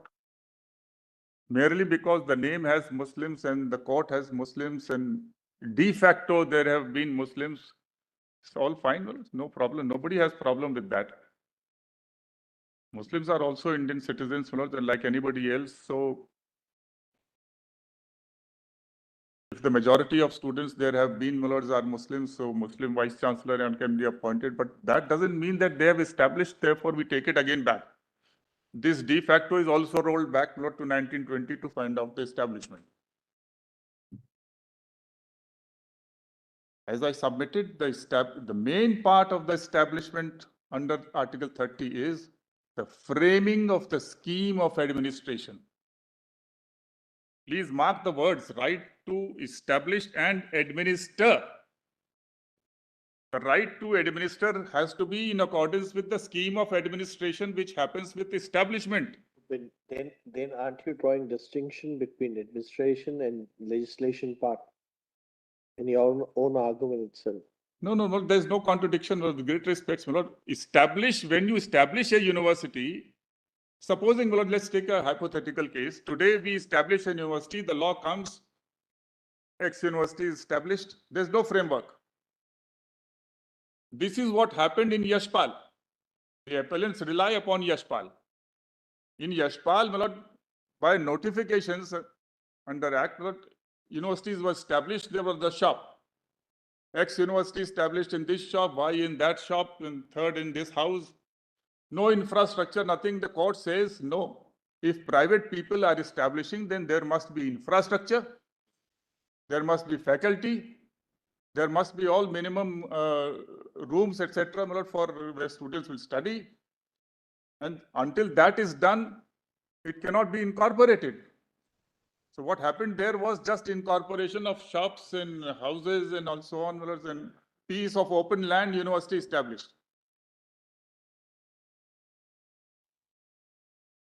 Government, they said, may do that because government has obligations, constitutional obligations. It will establish, it has funds and everything. But one must know, there are no university shops. Therefore, when you establish a university, the scheme of administration has to be part of it. Who is going to be chancellor, who is going to be vice chancellor, how principal will be appointed, how employees will be appointed, how students will be admitted, how discipline will be maintained. So there has to be a framework. And that was Justice Vanchu's judgment, my lord, Aziz Basha does. It looks into all the provisions and finds that the entire scheme of administration has been provided by the Act.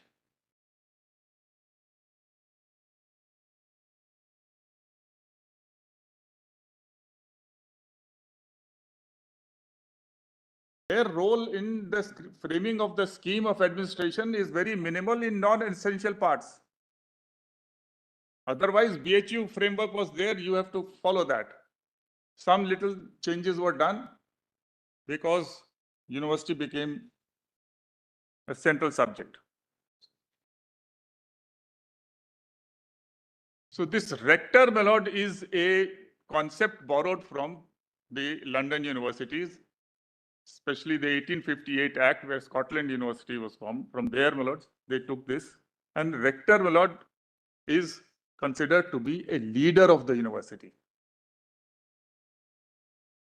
So this is not a mere change of nomenclature that instead of visitor, we are having rector.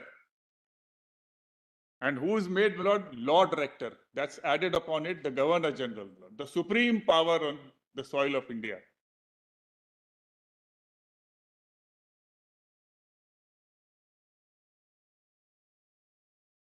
Nothing prevented the Governor General and Council from saying, my lord, that this MAO college is MAO university, as it is. And asking them to make some changes about visitors, etc. And just as today, the private universities are being formed. They could do anything. There was nobody to question, no judicial review. But they don't do it. They keep the power and entitlement to establish university to themselves. And this is the Lord Rector, Lord, which is provided. Entire scheme is generated from having the source in the Lord Rector. the Governor General in Council, with the sanction of HMG. Before this was established, sanction was taken from the Secretary of State in London. One last thing about this, my lord, is look at the court also, my lords. Volume 2B, my lord, is Solicitor General's submission.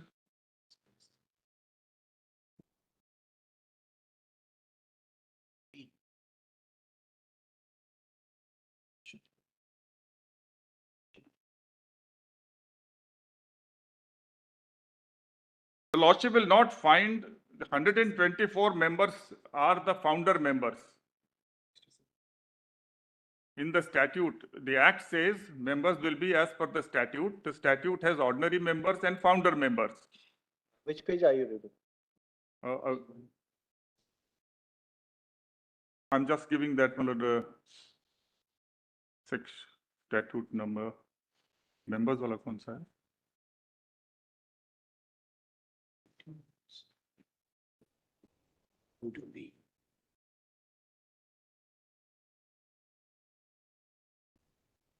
Yes, kindly have statute number 8, which is at page 160.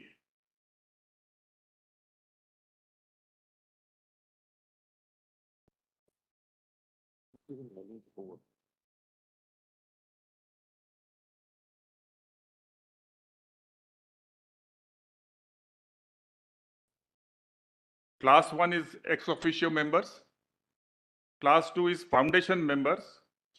Class 3 is life members. And class 4 is ordinary members.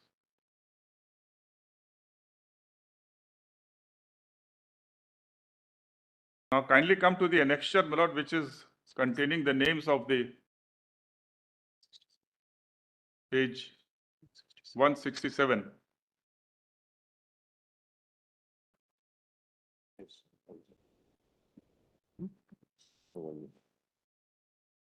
There's hardly any connect with the MAO college. It's past students, past teachers, or those who were from all over India, from even Indian states, Nawabs are members, retired director of public instruction. Almost half of them are in the service of British government in different parts of the countries, from Northwest to Bengal and from Kerala to here.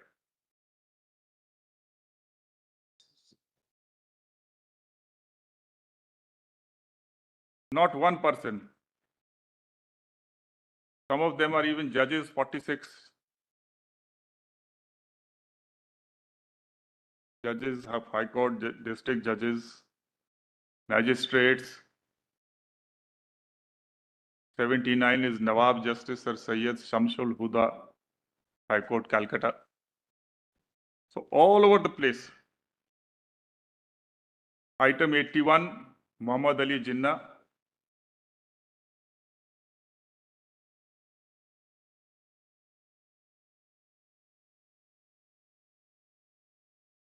People from Karachi, Punjab and all. 124 members in all.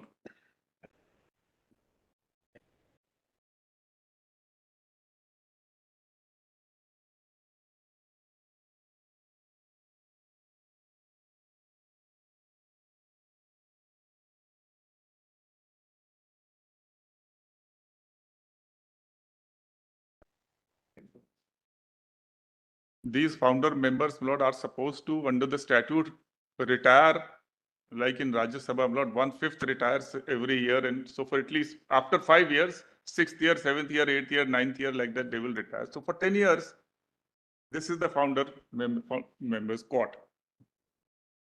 So they are Muslims, all right, but nothing to do with MAO. They were all trustees of the MAO college, All of them all of them. cannot. Yes. You show it. Most of the facts stated are wrong, but then You place the correct facts.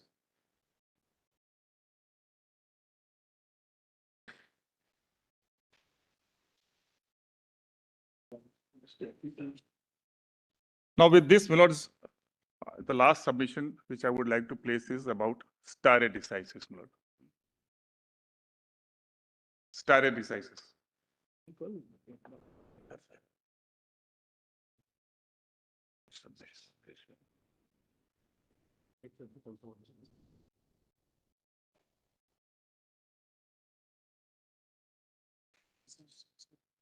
Hmm.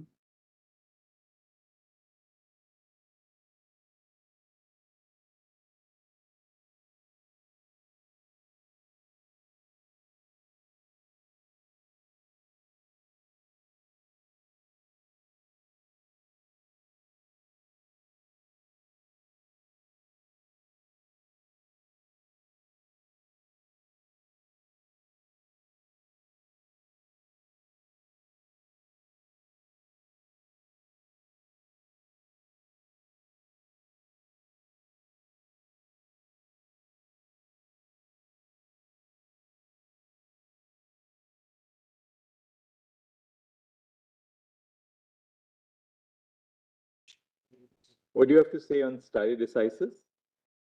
Lord, before this, just a reference, Lord, in one of the queries, Lord, of my lords, there was allusion to a legally positive approach, my lord, in this, my lord. Or the submission is, my lord, that legal positivism, my lord, does not involve any retrospectivity. It only, my lord, is concerned with infusing whether moral principles, my lord, can be utilized to interpret statutes, my lord.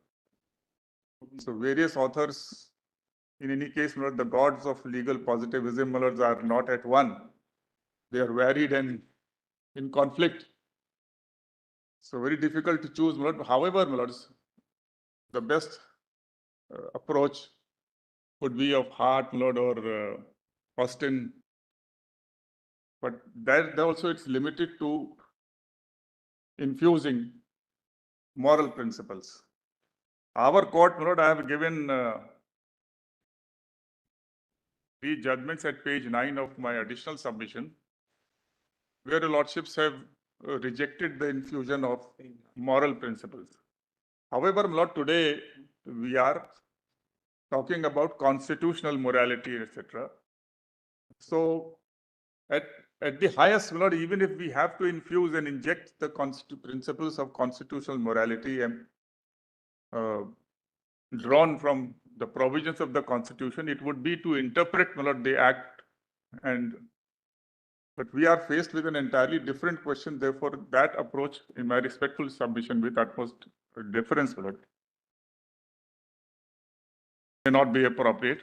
With this, I come to stare decisis. Lord, my submission is, as Solicitor General has already indicated, Lord, this is a stand-alone university.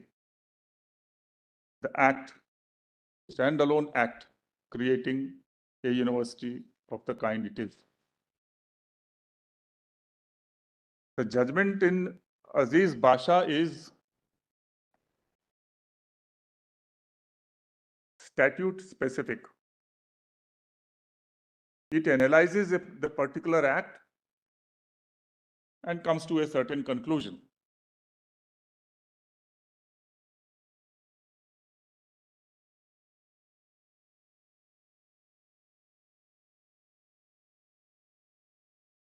Third, my lord, is then the act was first amended in 1951 and then in 1965. Some individuals had come to the court. The Aligarh Muslim University never intervened. And it had no problem with Aziz Basha, at least on the judicial side. They may be trying to get changes through parliament.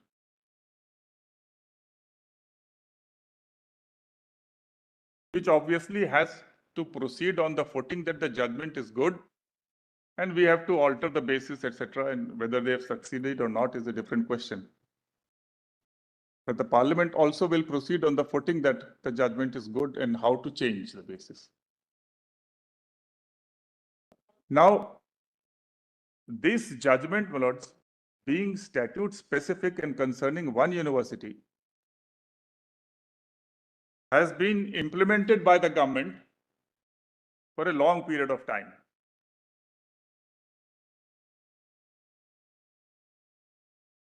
On the basis that it is not a minority institution.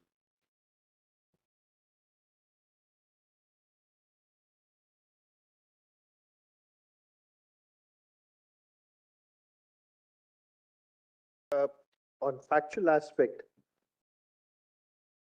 was there any reservation or preference given to the Muslims right from 1950 till 1981? It's after 81 that this order was passed, which was challenged in the High Court. No, I'm talking about from No, 1950 not till my 19... knowledge, my lord, subject to correction by the other side. Actually, it wasn't required, my lord, because 80% already they were admitting. So No, but was there any preference being given, or by even if there was no preference being given? no policy of reservation. There was no policy of... That's subject to correction from the other side. After 81? After 81, this order came in 85, reserving 50%. And which was questioned. 2005. 2005, I'm sorry.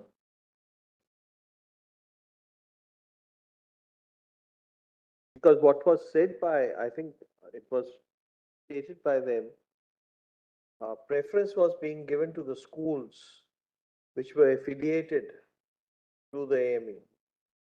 And they were giving preference in admissions in the college itself. So not perhaps in a formal way, but yeah, they were controlling ballots, they were principals and all those, so therefore they were admitting that way. That's what de facto submission is, Malot, that the vice chancellors were there, the principal was there, and so on.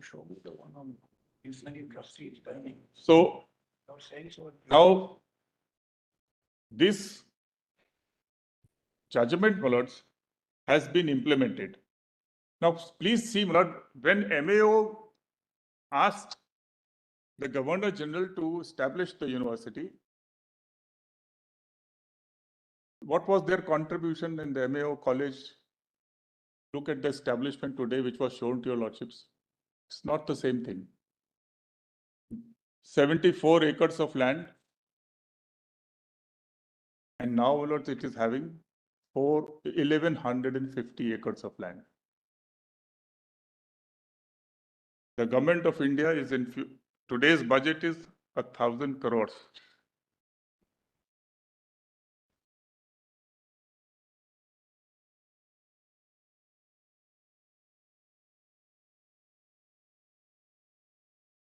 There are today 17 halls, all subject to corrections. My learned friend will say it's all incorrect facts. 7-story building. So there's a complete metamorphosis. It's no more that MAO college. What are we looking at? What are we wanting to change? This judgment in Aziz Basha has no impact on any other university which were created before. This is a one standalone university. So what are we wanting to do today? I can understand that this judgment is creating havoc with respect to minorities or something. There's no great public interest involved. Rather, all this money which has been invested by the governments in this institute on the understanding of Aziz Basha's position,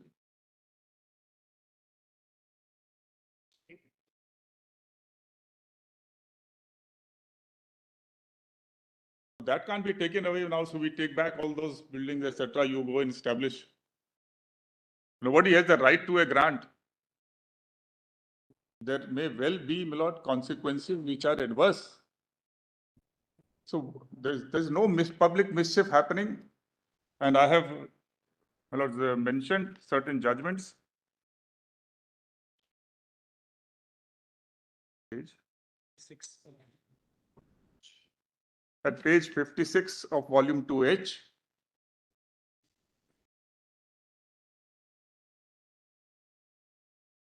Para 53 to 59.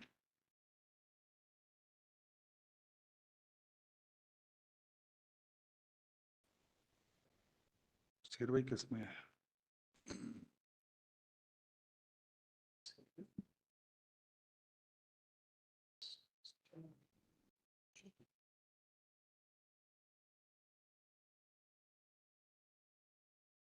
Kindly have para 58 minutes. Which page? Page 57, para 58. It's a quotation from Vaman Rao. The principle of stare decisis is also firmly rooted in American jurisprudence. It is recorded as a rule of policy which promotes predictability, certainty, uniformity, and stability.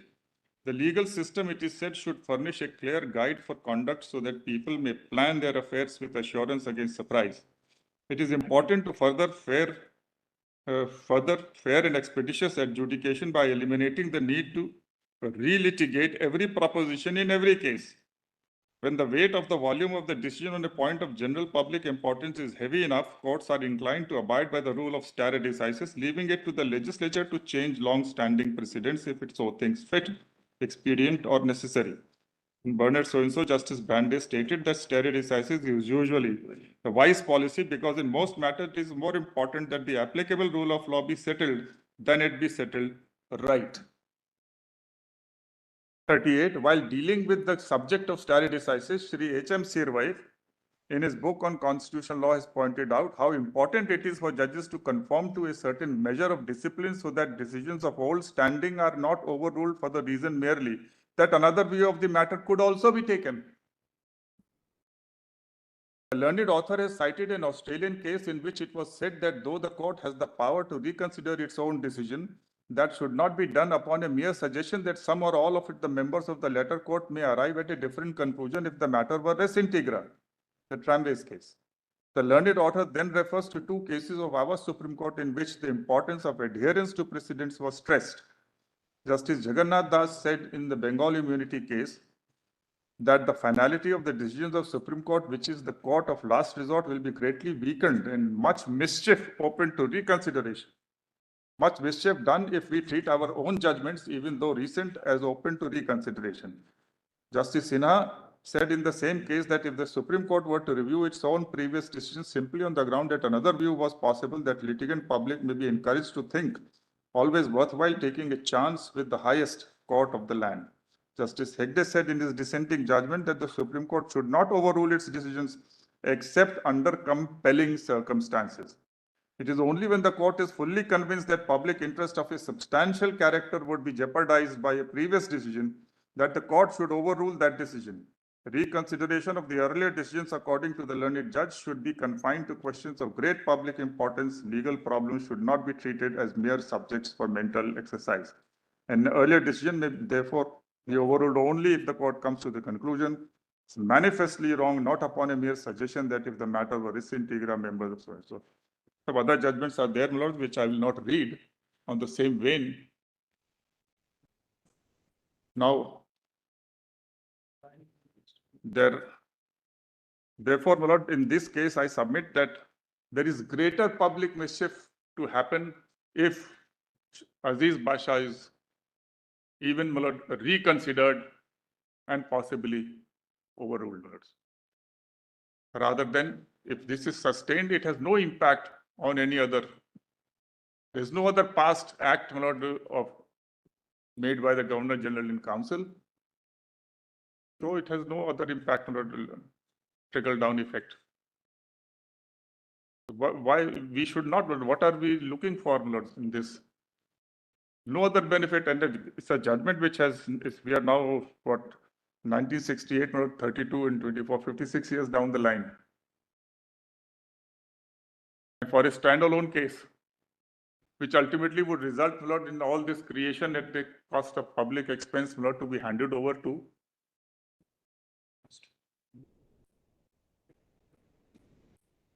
And lastly, my lords, as I said, there is a distinction between established by, established for.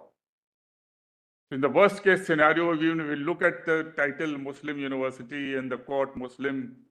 It would at the highest be a case where the Governor General is establishing the university for the Muslims.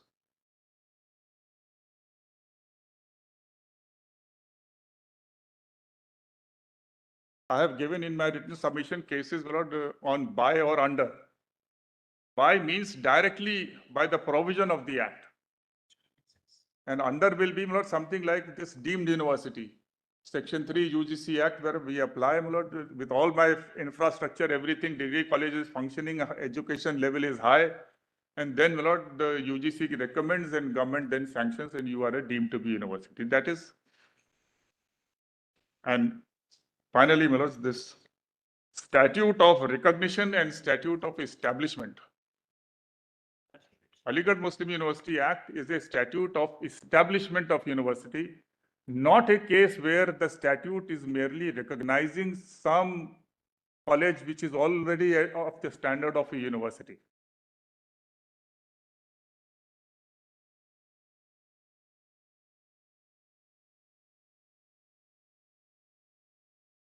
While establishing a university, the power that be can always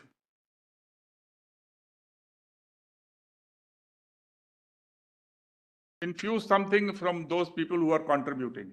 Sometimes they may be made trustee, sometimes they may be made some rector or something, which is decorative positions, patrons, and so on.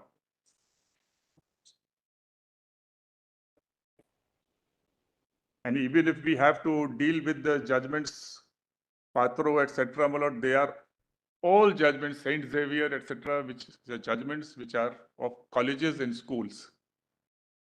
So there's no question, none of those cases were considering, they have all noted. I have pointed out that Aziz Basha has been noted in at least half a dozen cases. And even St. Stephen's accepts the definition which has been accepted by Justice Vanchu. I have quoted that portion in my speech. Yes, sir. Thank you, Mr. I'm ready. Thank you, Mr. Dev. Yes, Mr. Kaur. Yes, sir.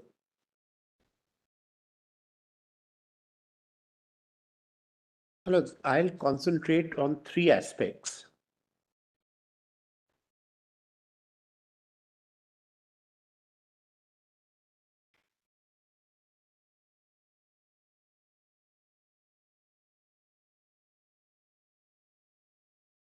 One is the scope of reference and why it's important for your lodges to see that neither is Basha under review or in appeal. And I'll show the reference order in three crucial orders by never ever in 56 years, even remotely, the correctness of Basha on the issue of AMU being established and administered has ever been questioned.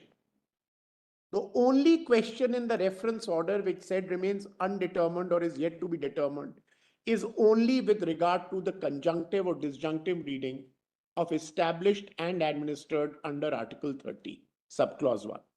That's the first limb of my argument. In the second limb of my argument, my lords, I will refer to the judgments because a question which was never framed is sought to be framed by the appellants in their written submissions to say there are internal contradictory findings in Basha. That's their question they frame. And then go on to say that this is contrary to various judgments of the Supreme Court to show that that is an attempt to unravel Basha completely when there is no contradiction with the 6 judgments that they cite. That will be the second limb of my argument. And the third will, of course, be 3 or 4 principal submissions established through by, was the act really seeking to overrule Basha? Was it a validating act? Just 3 or 4 crucial submissions I'll deal with in the end.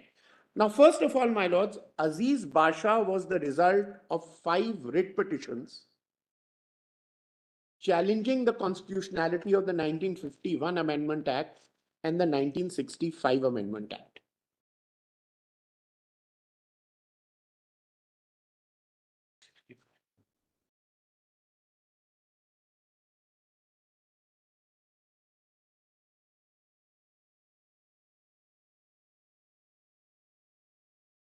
The challenge was principally based on Article 30, subclause 1 of the Constitution.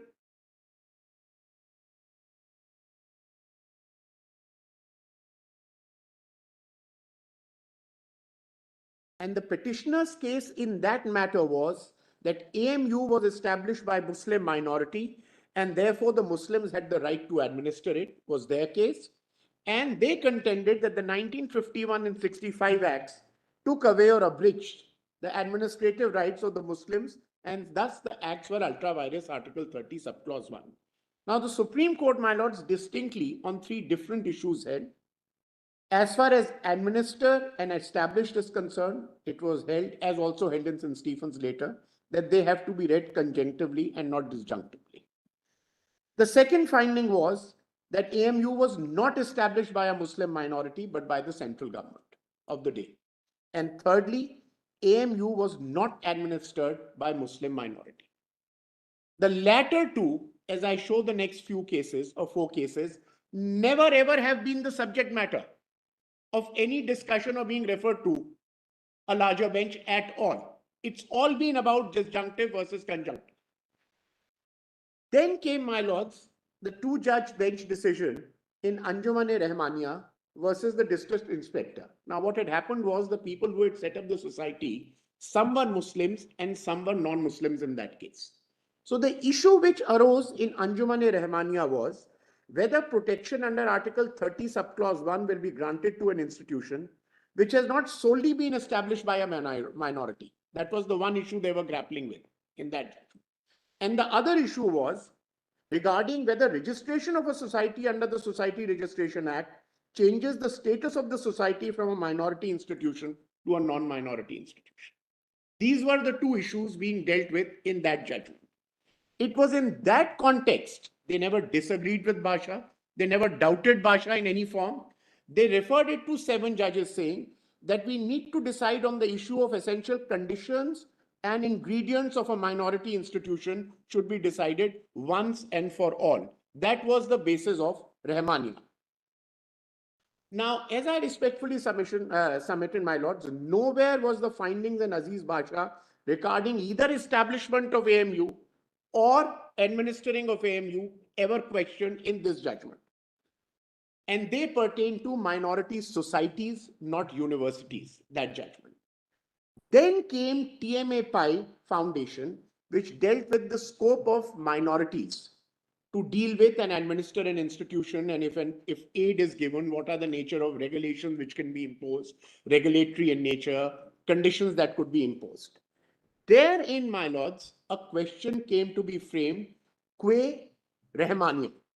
And that question is the question 3 subclause A, which the reference order also refers to, and says that this was the question que Rahmaniya, which was framed in TMA Pi. And that question specifically, my lord said, would your lordships want to see that, or should I just read that out? Yes. What are the indicia for treating an educational institution as a minority educational institution? Would an institution be regarded as a minority educational institution because it was established by persons belonging to a religious or linguistic minority, or it's being administered by persons belonging to a religious or linguistic minority? And then they went on to say this question need not be answered by this bench. It will be dealt with by a regular bench. So the question was indicia and thereafter conjunctive or disjunctive.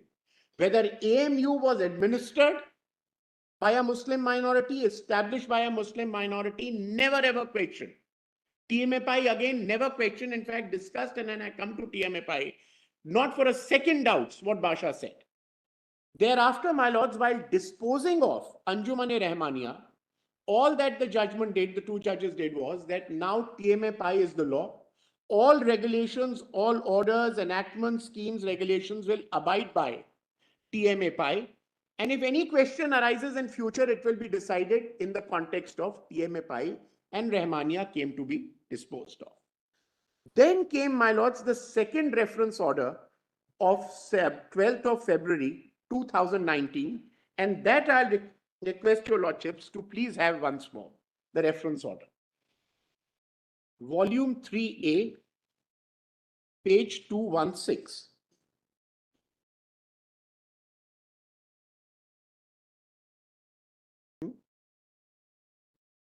Yes, yes. Volume 3A, page 216.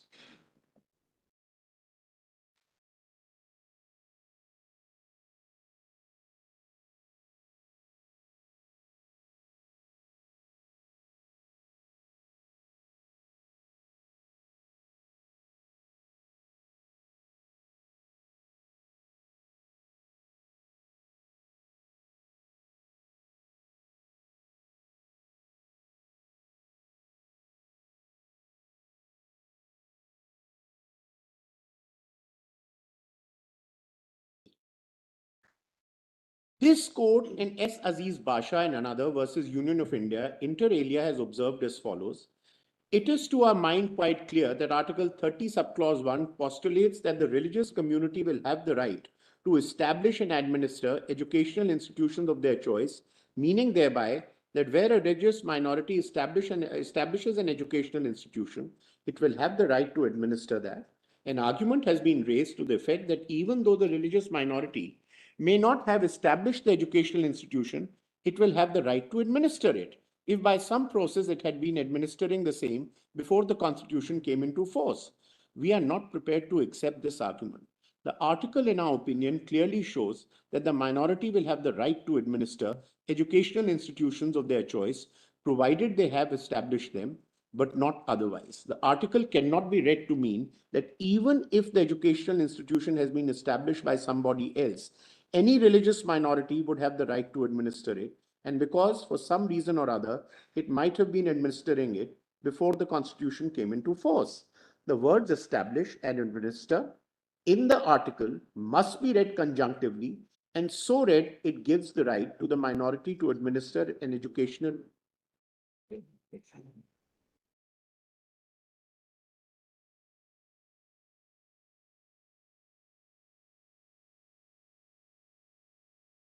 educational institution, provided it has been established by it. We are of the opinion that nothing in that case justifies the contention raised on behalf of the petitioners that the minorities would have the right to administer an educational institution, even though the institution may not have been established by them. The two words in Article 30, subclause 1 must be read together, and so read, the article gives the right to the minority to administer institutions established by it. If the educational institution has not been established by a minority, it cannot claim the right to administer it under Article 30, subclause 1. The judgment of the Allahabad High Court, which is under challenge in the present appeals, rejects the prayers made on account of the decision of this court in S. Aziz Basha Supra. The issue arising in S. Aziz Basha Supra was referred to a 7-judges bench by an order of this court dated 26 November 1981, passed in writ petition so-and-so Anjuman-e-Rahmaniya versus District Inspector.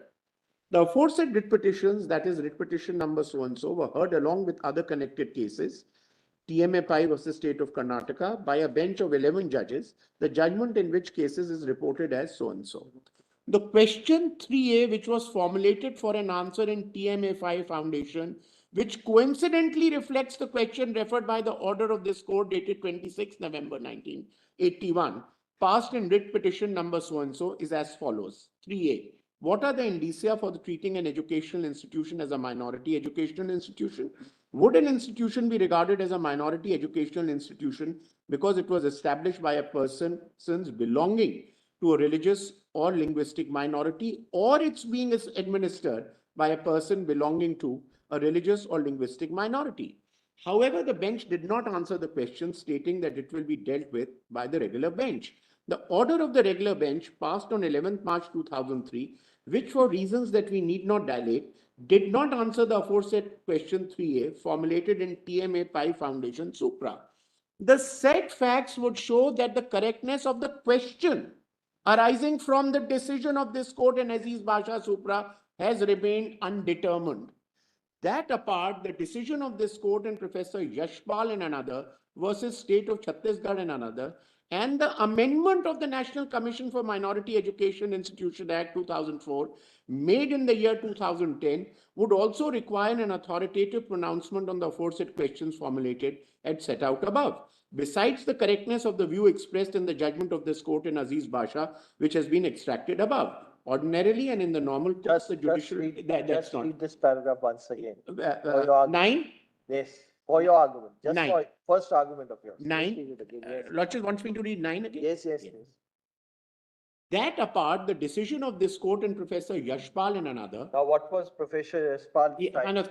Can I complete the para and then I'll answer that question? Then I'll answer that. Okay, fair enough. Versus State of Chhattisgarh and others, and the amendment of the National Commission for Minority Educational Institutions Act 2004, made in the year 2010, would also require an authoritative pronouncement on the aforesaid question formulated as set out above. besides the correctness of the view expressed in the judgment of this court and Aziz Basha, which has been extracted above. Now, my lords, the reason specific. This paragraph refers to three things. One is the effect of Professor Yashpal. Yes. What did Yashpal deal with? And therefore, the issue which arises. Right. Second, it says amendment to the National Commission on Minority Education Act 2004. Right. Right. In 2010, Right. the second question. Right. The third question is with regard to correctness of the view expressed in the judgment of Aziz Basha. Absolutely right. Now, let me answer that. So, what are the three things? Basha expected above. Therefore, No. Yes. Aziz Basha expected above. Yes. So, the question is administered and established and administered, or established or administered is the Aziz Basha question. Why is Yashpal mentioned here? I put a question to myself.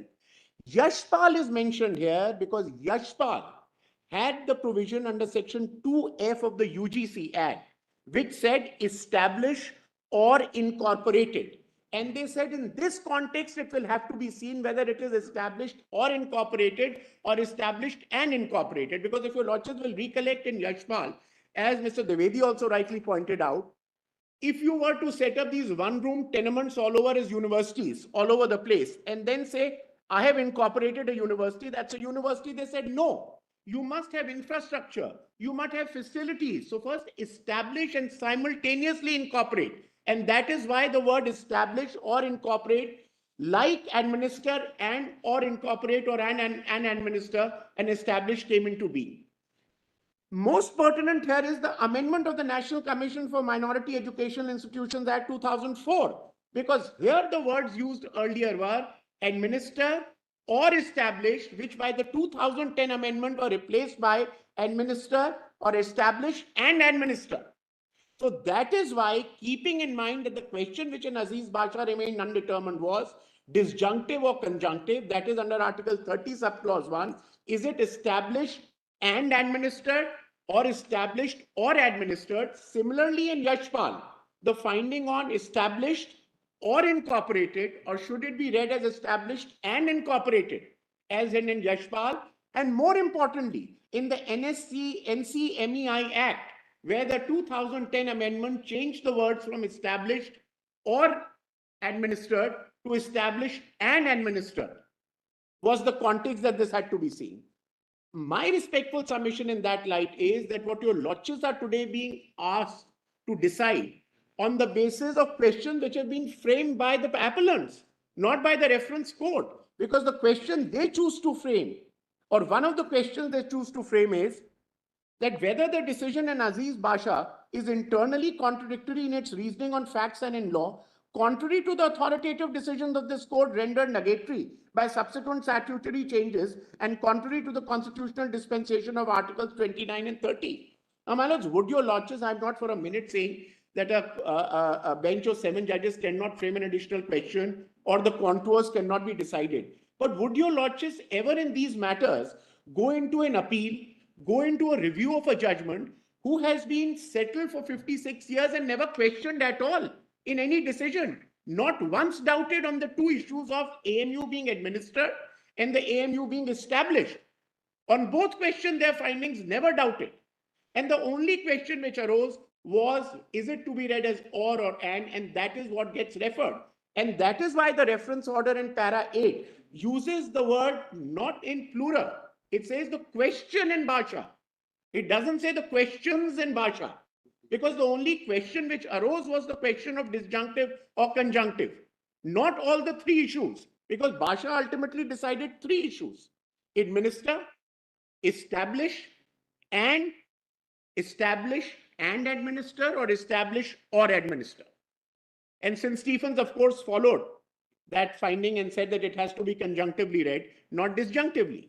So our respectful submission, my lords, also linking this argument to the last argument of Mr. Dwivedi on stare decisis, is that would your lordships today, when neither does any court ever doubt the decision, and I'll go through those decisions today or tomorrow when I again commence my arguments, then none of those decisions, whether Mother Provincial, St. Stephens, TMA Pi, A, their facts have no bearing on Bhasha at all. At all. Secondly, not one of them even remotely has questioned the correctness of Bhasha at any stage in any form. On the issue of administer and establishment of AMU as an institution, not by a minority as held in Aziz Bhasha. I'll recommence tomorrow.